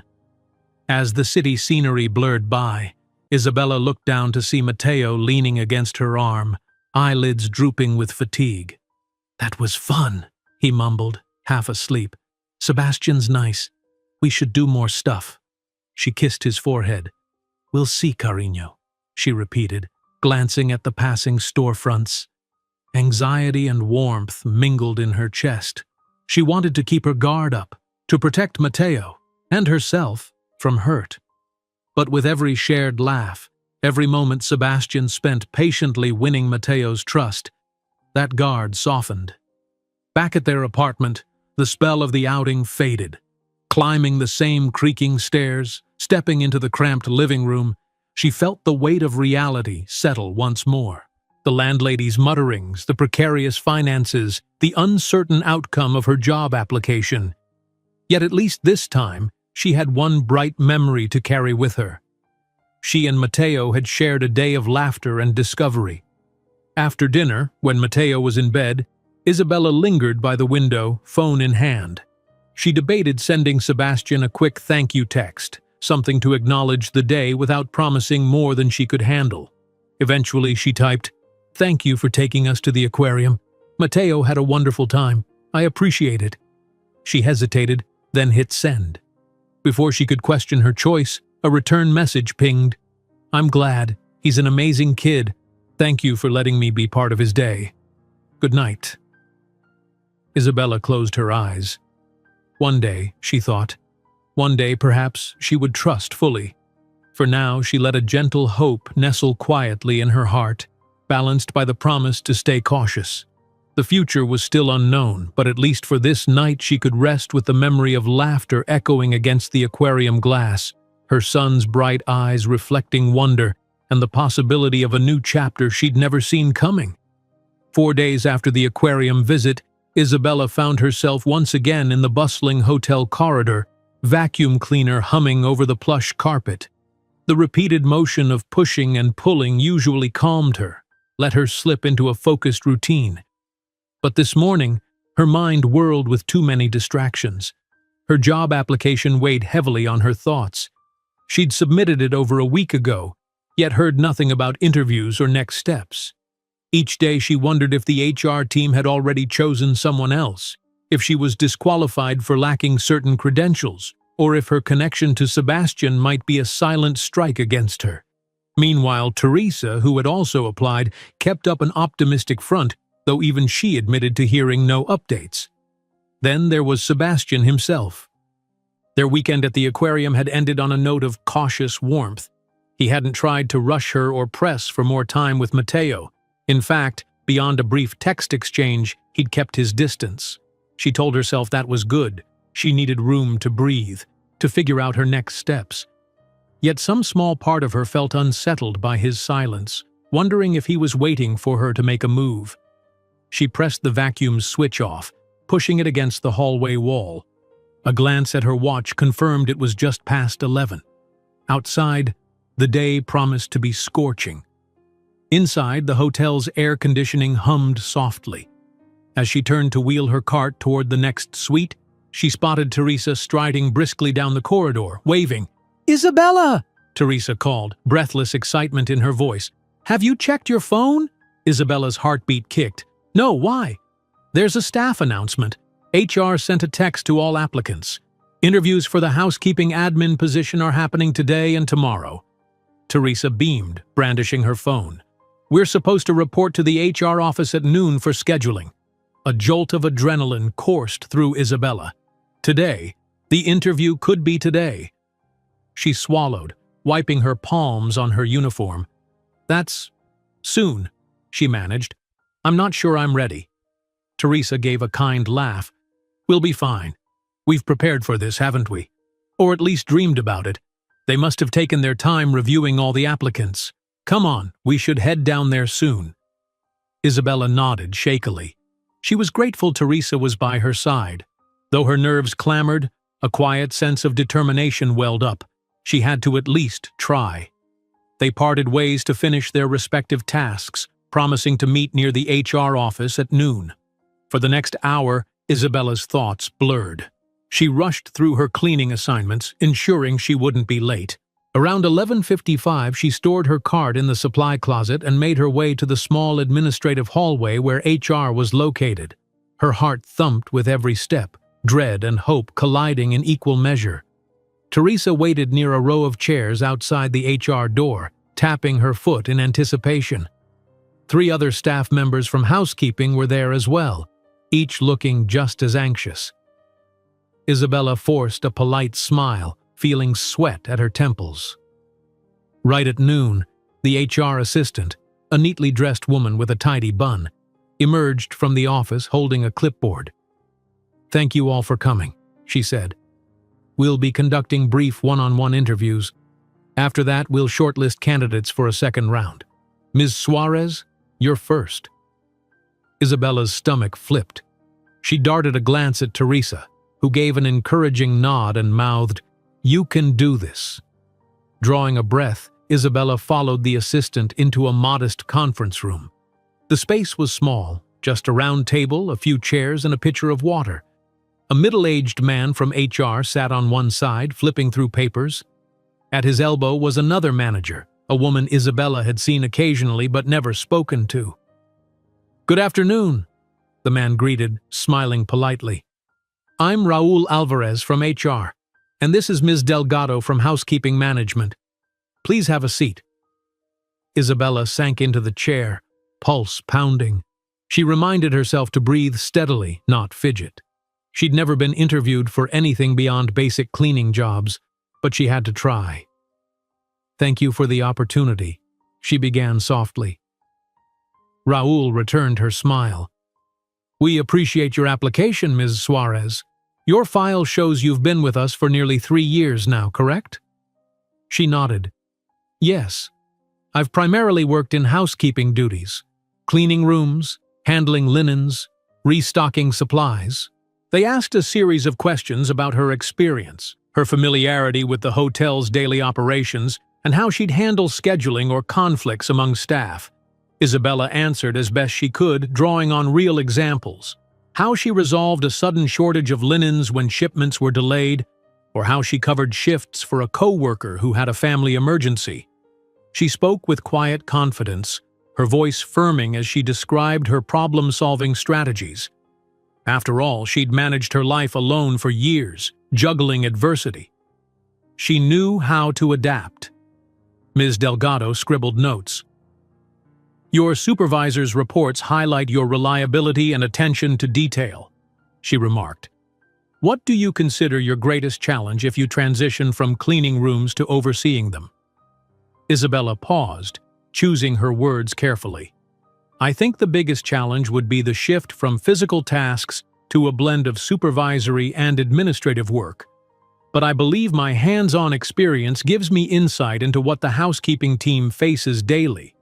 I'd need to learn new computer systems, keep track of supply orders, manage scheduling, but I'm committed to learning quickly." Raul nodded, seeming pleased. "If you're selected, you'll need to communicate frequently with department heads and sometimes with guests who have specific housekeeping requests. How comfortable are you with that kind of direct interaction?" Her fingers gripped the hem of her uniform skirt beneath the table, but she kept her voice steady. "I'm comfortable speaking with guests. My job often puts me in contact with them, and I've built respectful relationships with my co-workers. I'm ready to handle a more direct communication role." They asked a few final questions, then thanked her for her time, mentioning they would reach out within a few days if she made the second round. Isabella stood, heart still hammering, and managed a polite goodbye. In the hallway, Teresa was pacing. She rushed over. "How'd it go?" Isabella exhaled shakily. I don't know. I did my best." She patted Teresa's arm. "Your turn. Good luck." Teresa disappeared into the room while Isabella trudged toward the staff lounge, needing to calm her nerves. She got a cup of water from the cooler and sat down, letting out a slow breath. She replayed the questions in her head, wondering if she'd said enough or if she'd betrayed her anxiousness. She silently prayed they wouldn't disqualify her due to any perceived inexperience or, worse, fear of favoritism. But so far, no one mentioned Sebastian's name. Minutes later, Teresa came in, a grin lighting her face. "They seemed nice," she said, plopping down beside Isabella. "Asked about scheduling conflicts, communication skills, that sort of thing. I think it went well." Isabella returned the smile, relieved they'd both survived the first round. They parted ways soon after, each returning to their duties. But Isabella's mind buzzed the remainder of the day with the possibility that her life could drastically change if she got the job. She tried not to get her hopes too high. The last thing she needed was more disappointment. Late that afternoon, she left the hotel and headed to pick up Mateo from school. She couldn't shake a lingering sense of nerves as though waiting for some sign, good or bad, about the interview. Distracted, she checked her phone repeatedly, but only found routine messages from classmates' parents or local advertisements. When she arrived at the school gate, Mateo came bounding out, backpack jostling. His friend Andres waved goodbye, and Mateo dashed over with a bright grin. "Mommy, guess what? My teacher said next week we're having a talent show. I told her I could draw, but she said maybe I could do something else like sing or dance." Isabella chuckled, brushing his hair aside. "You can sing if you like," she said. "Remember how you used to sing in the living room?" He wrinkled his nose. "But I only sing for you." Then he shrugged. "Maybe I'll just do a drawing display." He slipped his hand in hers and they began walking. "When's dinner? I'm hungry." She sighed. "Soon, mi amor. We'll do something simple with chicken and rice." She paused, gaze drifting to the busy road. "By the way, are you missing the neighbor's place? I picked you up directly from school today, so you didn't have to stay with Gloria." Mateo grimaced playfully. "No, that's good. I don't like her house. It smells weird." A pang of guilt tugged at Isabella. She knew Gloria's place was far from welcoming, but what could she do? Without family nearby, her options were limited. If she landed the new position, perhaps she could afford a more child-friendly solution. That thought spurred her determination again. They caught the bus home, with Mateo chattering about random facts from class. As they approached their apartment building, a silhouette near the entrance caught Isabella's eye. Someone standing outside, arms folded. Her pulse jolted when she recognized Sebastian. He looked out of place against the worn facade, wearing a neatly pressed shirt and slacks. She hesitated, then approached him. "Sebastian, what are you doing here?" His gaze flicked to Mateo, who blinked in surprise.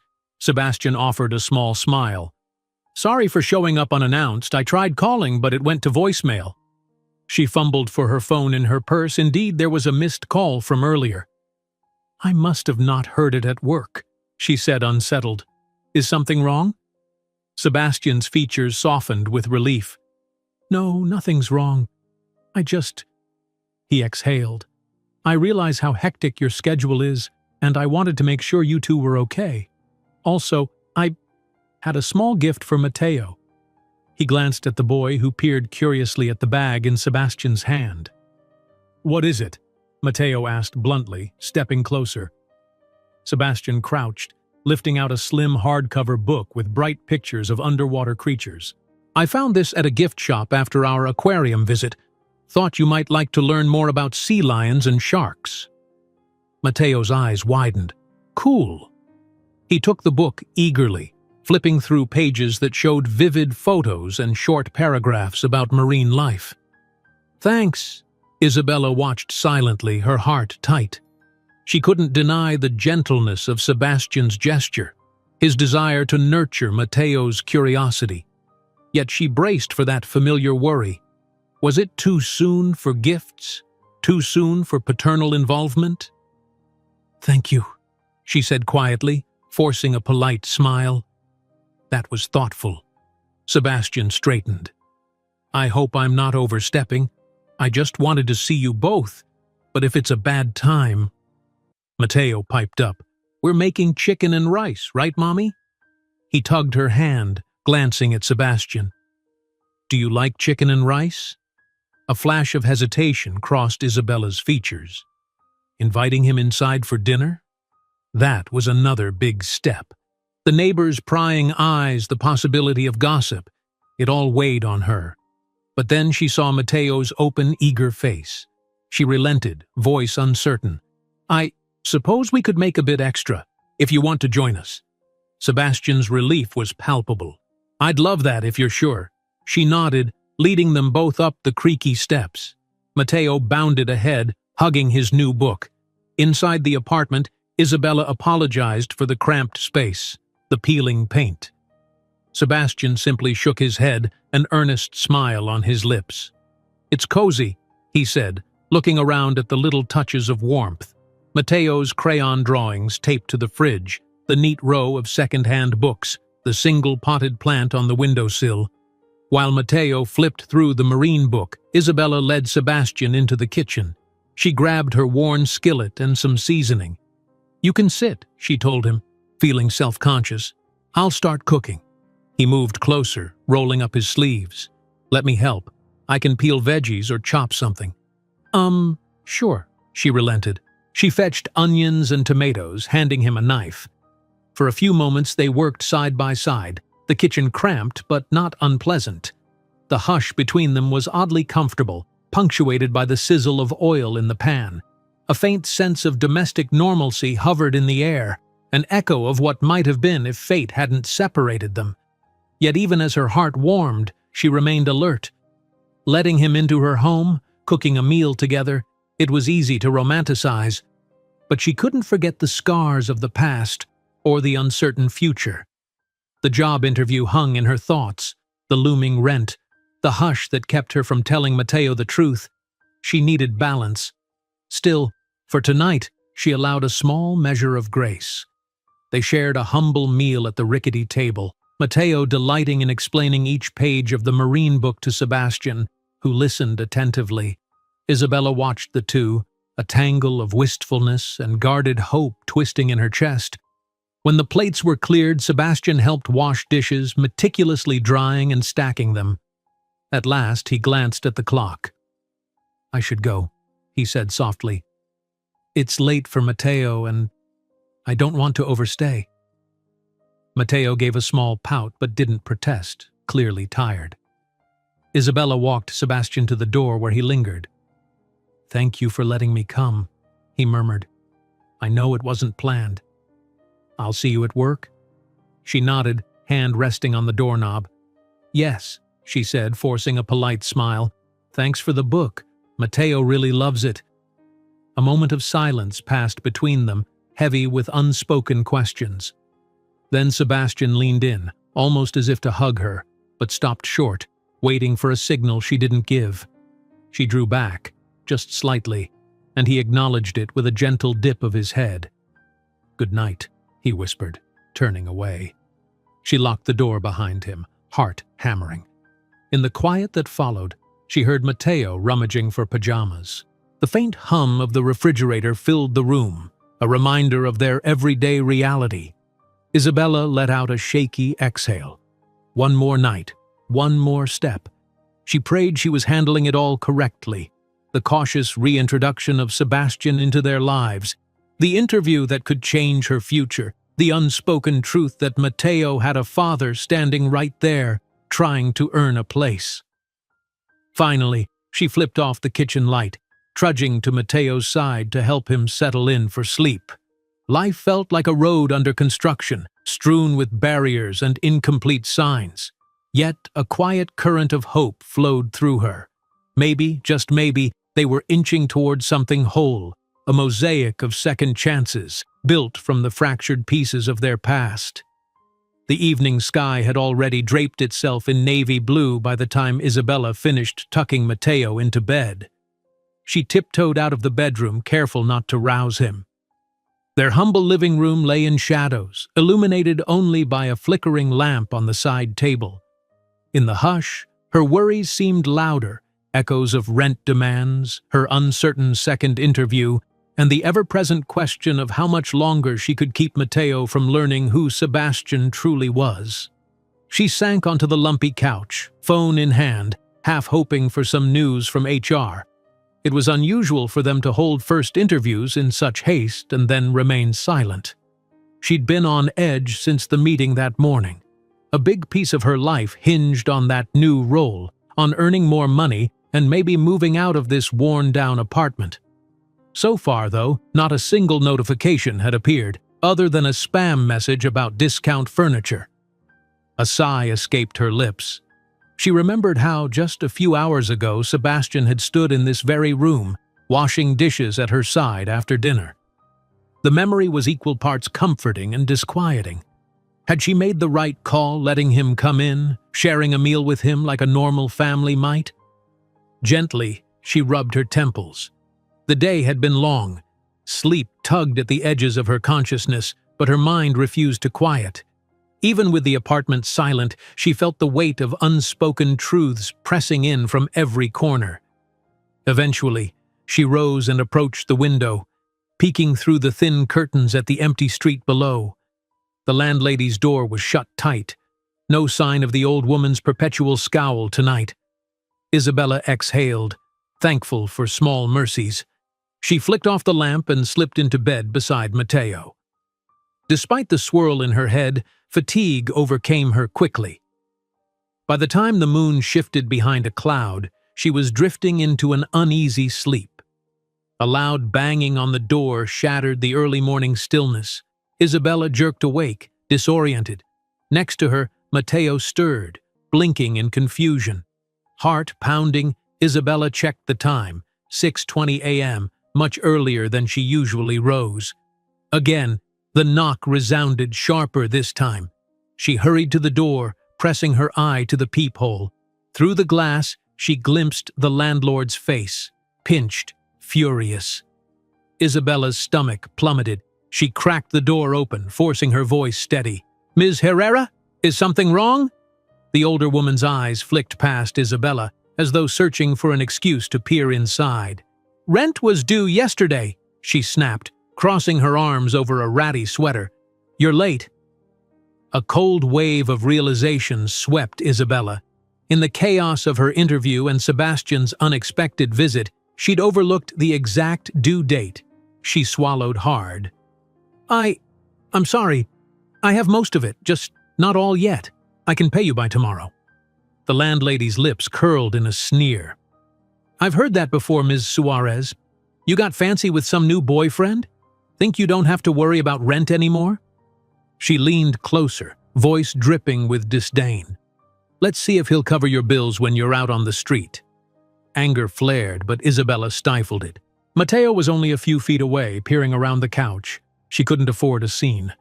"Please," she said softly, "just give me one more day. I promise you'll have it." Ms. Herrera eyed her suspiciously. "You have until tomorrow night. If you're not paid by then, start packing." Without waiting for an answer, the woman stomped back to her own unit, letting the door slam behind her. Isabella closed her eyes, leaning on the door. A bitter knot formed in her throat. It wasn't the first time she'd been threatened with eviction, but it had never felt so imminent. She heard a soft shuffle behind her. "Mommy!" Matteo's voice, small and worried. "What's happening?" She gathered herself, turned with a forced smile, and scooped him into a gentle hug. "Nothing, Carino. The landlady just wanted the rent. Don't worry, I'll handle it." He stared at her with wide eyes. "Are we leaving home?" Her chest tightened.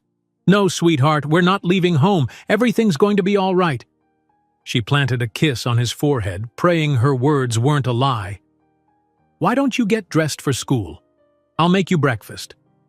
Matteo nodded slowly, hurrying off to his room. Isabella exhaled, pressing a hand to her racing heart. She needed a plan. She could scrape together most of what she owed, but not all. She'd been counting on the possibility of overtime or, if she got the new job, a slightly faster infusion of money. Perhaps Teresa could lend her a small sum, or maybe one of her other co-workers. Her pride fought the idea of begging for loans, but options were scarce. At the hotel, she decided to approach Teresa during their break. She hated the feeling of desperation, but the threat of eviction loomed. Hurrying through the staff corridors, she tried to rehearse how she'd ask. But just as she spotted Teresa, carrying a lunch bag, someone else called her name. She turned to see Ms. Delgado, the woman who had sat in on her interview. "Ms. Suarez, can we speak for a moment?" "Ms. Delgado asked, her tone brisk. Heart leaping, Isabella followed her into a small office. Ms. Delgado closed the door gently. "Thank you for coming in. We've been reviewing the first-round interviews for the housekeeping admin position." Isabella's hands clenched together. "Yes, of course. I appreciate the opportunity. We've decided to move you forward to the second round." Ms. Delgado offered a measured smile. "Your experience and insight into daily operations were commendable. We'll be scheduling the final interview with the department head in 2 days. Are you available then?" Relief and excitement bloomed in Isabella's chest, momentarily eclipsing her stress. Yes, absolutely, she breathed. Thank you. I'm honored. Ms. Delgado nodded. We'll email you the exact time. It'll likely be mid-morning. Meanwhile, please keep this information discreet. We'll inform the other finalists privately as well. Isabella nodded vigorously, heart pounding. She left the office in a daze, hardly believing she'd made it this far. The first impulse was to run and tell Teresa, but Ms. Delgado's parting words about discretion dampened the urge. She could only hope Teresa had also advanced. If they both had, it might be awkward to realize they were competing directly for the same spot. For a moment, she forgot all about her rent troubles. She'd advanced. She was one step closer to a better paycheck, a steadier future for Mateo. But the euphoria lasted only a few heartbeats before the landlady's threat crashed back in. Tomorrow she'd need the rent, before the new job or second interview could even help. She found Teresa in the staff lounge anyway, rummaging through the fridge. Judging by the subdued slump in her posture, Isabella guessed maybe her friend hadn't received the same good news. Teresa looked up, forcing a weak smile. Hey, heard anything yet? Trying to keep her voice gentle, Isabella shook her head. Just that we'll know more soon, she hedged. I guess we wait. Teresa sighed. I didn't get a call. Probably means I'm out. She shrugged, concealing disappointment behind a casual mask. It's fine. I'll survive. Isabella's chest tightened. She wanted to comfort Teresa, but also to share her own excitement. Instead, she pressed her lips together, guilt prickling. I'm sorry, Teresa, she offered softly. I know how hard you worked for this. Her friend waved a dismissive hand. It's okay. That's life. She leaned forward, lowering her voice. By the way, I saw Sebastian in the hallway earlier. Looked like he was checking the housekeeping rosters. People might start talking if they see you too close. You sure that's what you want? Isabella forced a half smile, a swirl of emotions twisting in her belly. He's just my manager, Teresa. The rest is complicated. She paused, swallowing. Speaking of complicated, I need a favor. Heat crawled up her neck as she explained the rent situation. Could I possibly borrow a little? I'll pay you back as soon as I can. Teresa's eyes flickered with sympathy. Oh, I'd help, but my own bills have me pinned this month. She bit her lip, truly regretful. I don't have anything extra. Disappointment sagged Isabella's shoulders. It's all right, I understand, she murmured, mustering a thin smile. She couldn't be angry at Teresa for not having spare funds. Everyone was struggling. That was just how it was. They parted ways as Teresa left for her shift. Isabella lingered, the defeat heavy in her veins. She considered other co-workers but doubted any of them had money to lend. An unwelcome thought arose. Sebastian might have the means, but could she truly ask him for rent money? That felt too much like mixing the personal and professional, not to mention the possibility that she'd owe him even more than just financially. No, she refused to do that. Back in the housekeeping corridor, she donned gloves and tackled the tasks assigned, pushing her cleaning cart from one suite to the next. The mechanical routine gave her a fragile distraction from the deadline ticking in her mind. Once the shift ended, she quickly changed out of her uniform, heading out a side door to avoid any chance encounters with Sebastian or the HR staff who might sense her desperation. Outside, the sun glared brightly. She took the bus home, feeling the old tension in her stomach. If she couldn't find the money by tomorrow, the landlady would start the eviction process. There was no time to wait for the new job to possibly become real. She needed a solution now. Maybe if she pawned a few items? She had nothing of real value, though, only her phone and a battered old laptop that barely functioned. She could scrimp on groceries for a week, but that wouldn't cover everything she owed. When she finally reached the apartment building, her phone buzzed. Her heart skipped, hoping it was some unexpected miracle. But the screen showed only a message from an unknown number. You thought you could ignore me? I know your rent's late.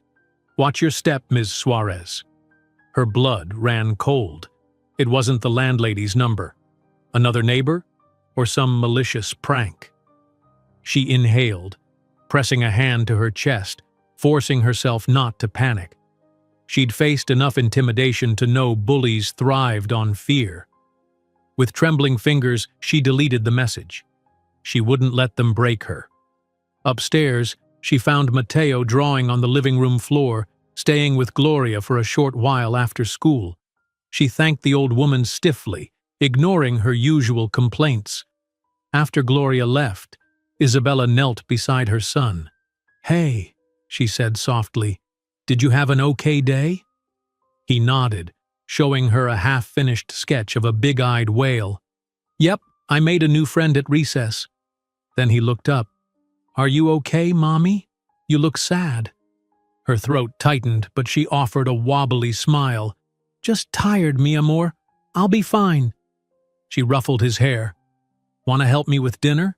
Matteo smiled, jumping up to follow her to the tiny kitchen. While they cooked, she let him snap fresh green beans, praising his enthusiasm. The normalcy of the moment gave her a fragile reprieve from the stress that gnawed at her. They ate, read a bit from the marine book Sebastian had gifted, and eventually she tucked Matteo into bed. When the apartment was quiet, she stood in the kitchen, phone in hand, no messages from HR or from any miraculous savior. Her gaze darted to Sebastian's contact. Part of her whispered that he might help if she asked. But the cost to her dignity felt too high. She scrolled past his name and set the phone aside. Tomorrow she'd gather every coin, rummage for anything to pawn, do whatever she had to do, because she refused to let the landlady's threats come true. Not when she and Matteo were so close to a new start, not when she was one step away from forging a life where they didn't have to fear each knock on the door. She switched off the overhead bulb, leaving only the faint glow of a street lamp through the window. The hush of night enveloped her. Somewhere in the darkness, she told herself that a breakthrough was near. She just had to hold on, and keep believing that the path forward was worth every risk, no matter how precarious it seemed. Dawn arrived with a dull gray sky and the low hum of rain against the apartment windows. Isabella stirred from a restless sleep, the familiar pang of anxiety in her chest. Today was the day, the final deadline to pay the rent, or face eviction.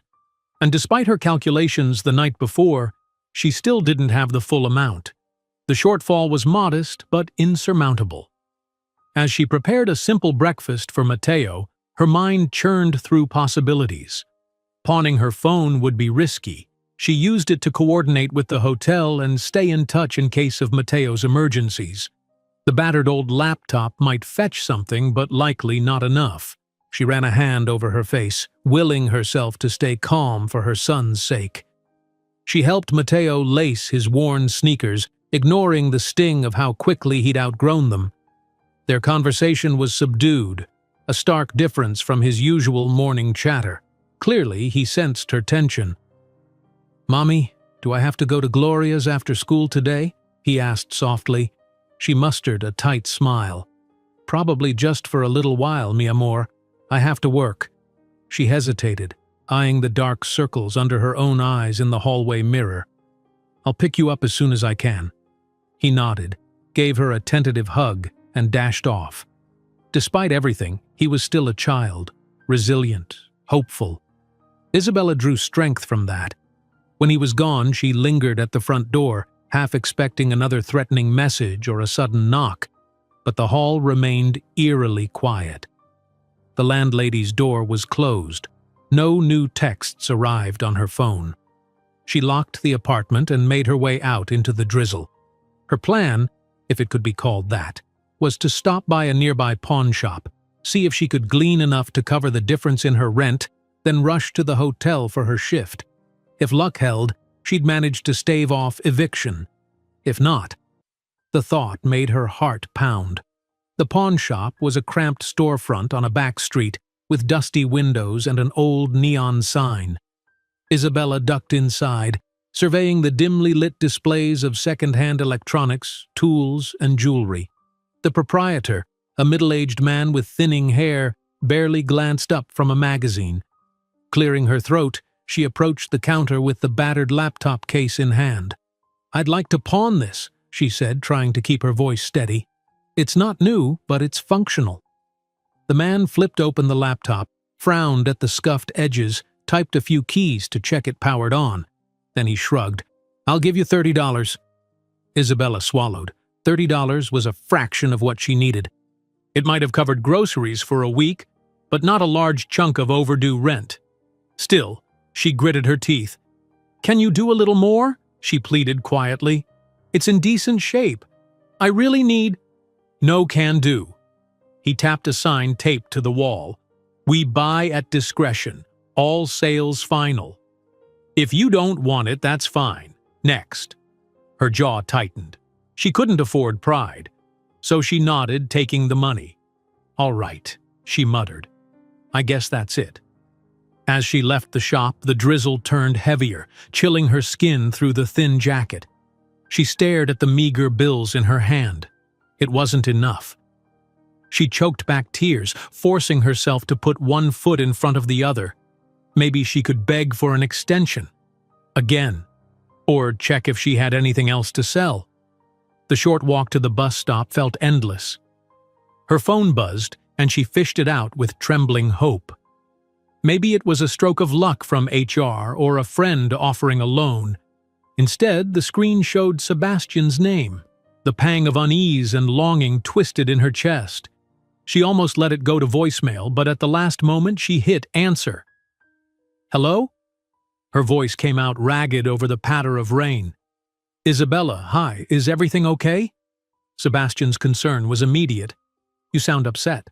She bit her lip. She couldn't bring herself to lie outright. "I'm fine," she managed weakly. "Just on my way to work." A short pause. "I wanted to let you know that HR is finalizing the second-round interviews. Ms. Delgado asked me to confirm you're still available tomorrow morning. Some scheduling changes occurred." Isabella blinked, mind spinning. "Yes, I'm available," she said, voice hollow. "I'll be there." "Great," Sebastian replied softly. "Look, I didn't mean to bother you, but you really don't sound fine. If there's anything—" "I'm just tired," she interrupted more harshly than intended. The surge of frustration at her situation, at her own helplessness, slipped into her tone. "I'll see you later, Sebastian. Thanks for calling." She ended the call. Guilt welled up. He was only trying to help. But she refused to admit her predicament. She climbed onto the bus, ignoring the stares of other passengers as she stuffed the bills in her purse. By the time she reached the hotel, her uniform was damp from the rain, her spirit even more so. Her shift dragged on in a haze. She forced herself to smile politely at guests, to sanitize the bathrooms meticulously, to hold her head high when co-workers passed by. At noon, she slipped into the staff lounge, hoping to gulp water and catch her breath.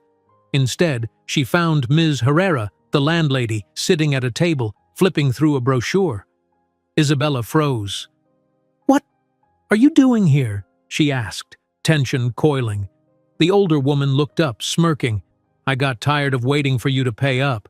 Thought I'd come see if you have my money." She glanced around, unimpressed by the lounge's modest furniture. "Must be nice working in a fancy place while you dodge your bills." Fury swelled in Isabella's chest.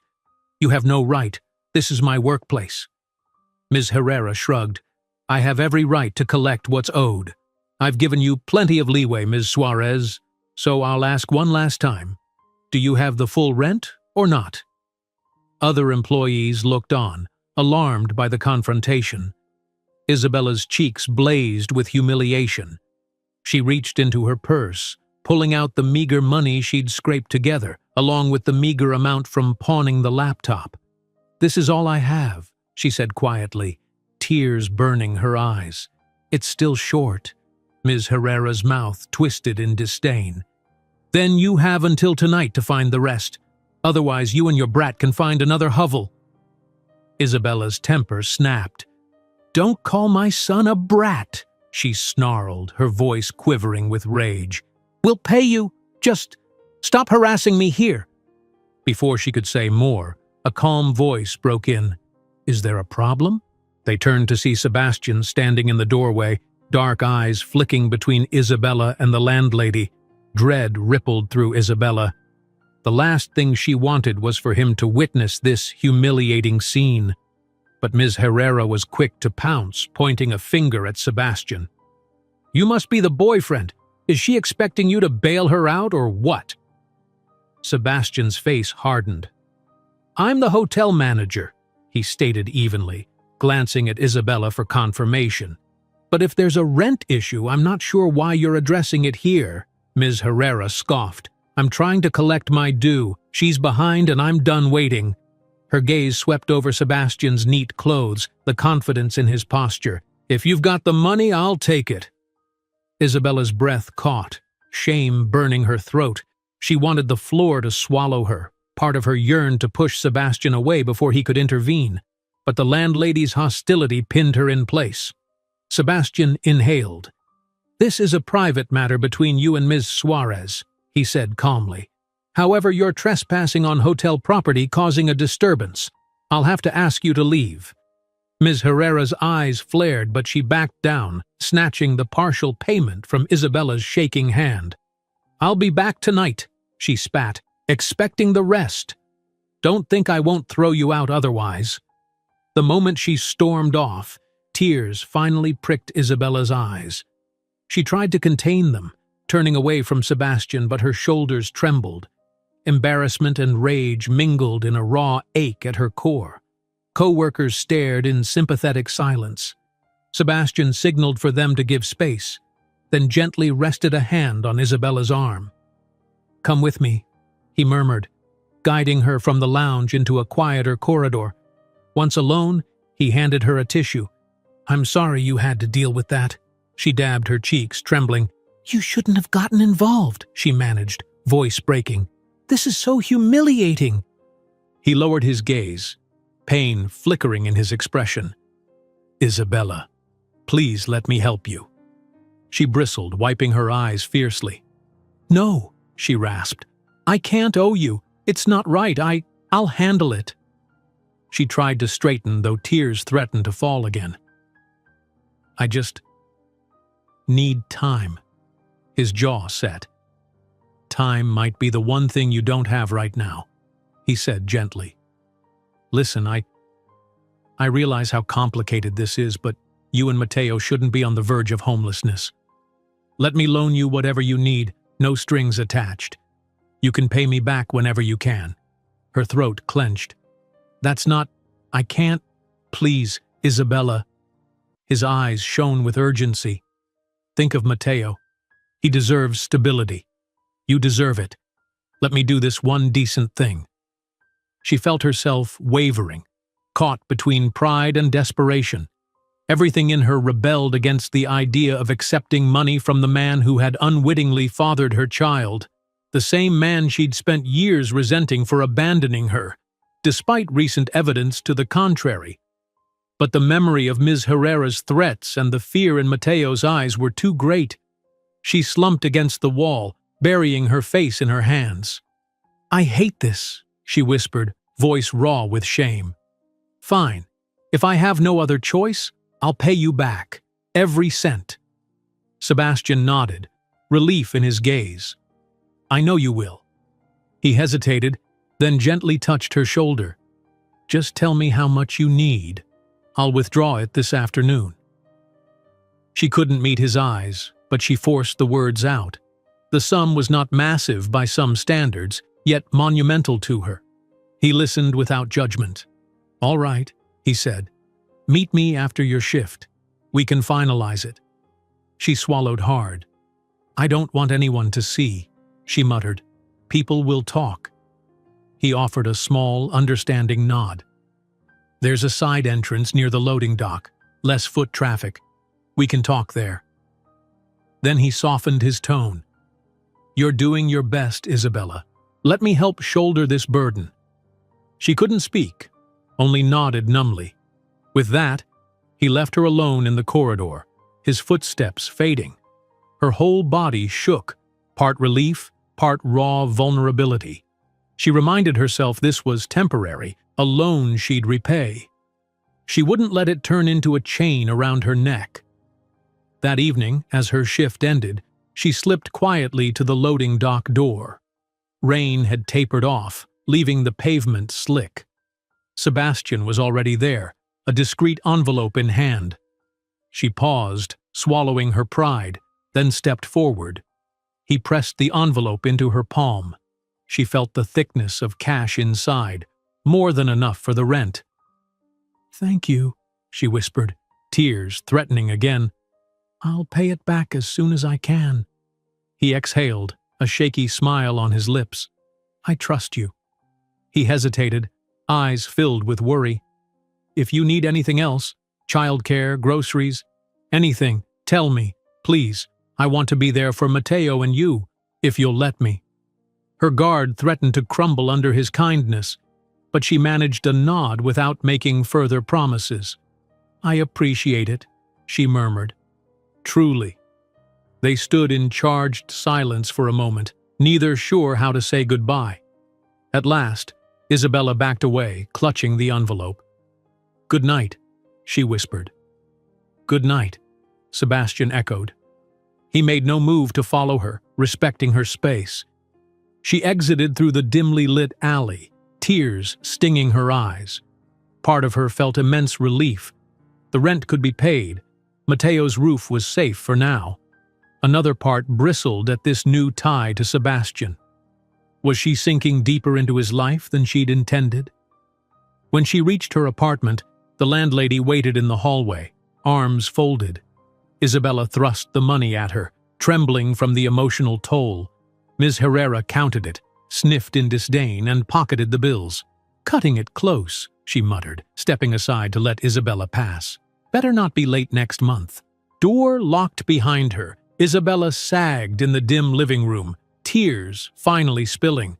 She hated feeling powerless, but tonight at least Matteo would sleep without the threat of eviction.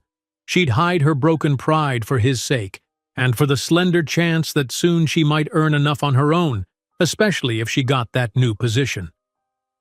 Slipping into Matteo's room, she watched him doze peacefully. The hush of the night felt heavy with secrets. She prayed softly, thanking whatever mercy allowed her to keep their home. A flicker of gratitude went to Sebastian, too, complicated though it was. Tomorrow she had that second interview. Maybe, just maybe, she was on the cusp of breaking free from this endless cycle of desperation. One more test of faith, one more leap. She bent to kiss Matteo's forehead, her voice trembling with an unspoken vow. "We'll make it through this, my love. Together." If you enjoyed this story, don't miss the next one. Just click on the screen.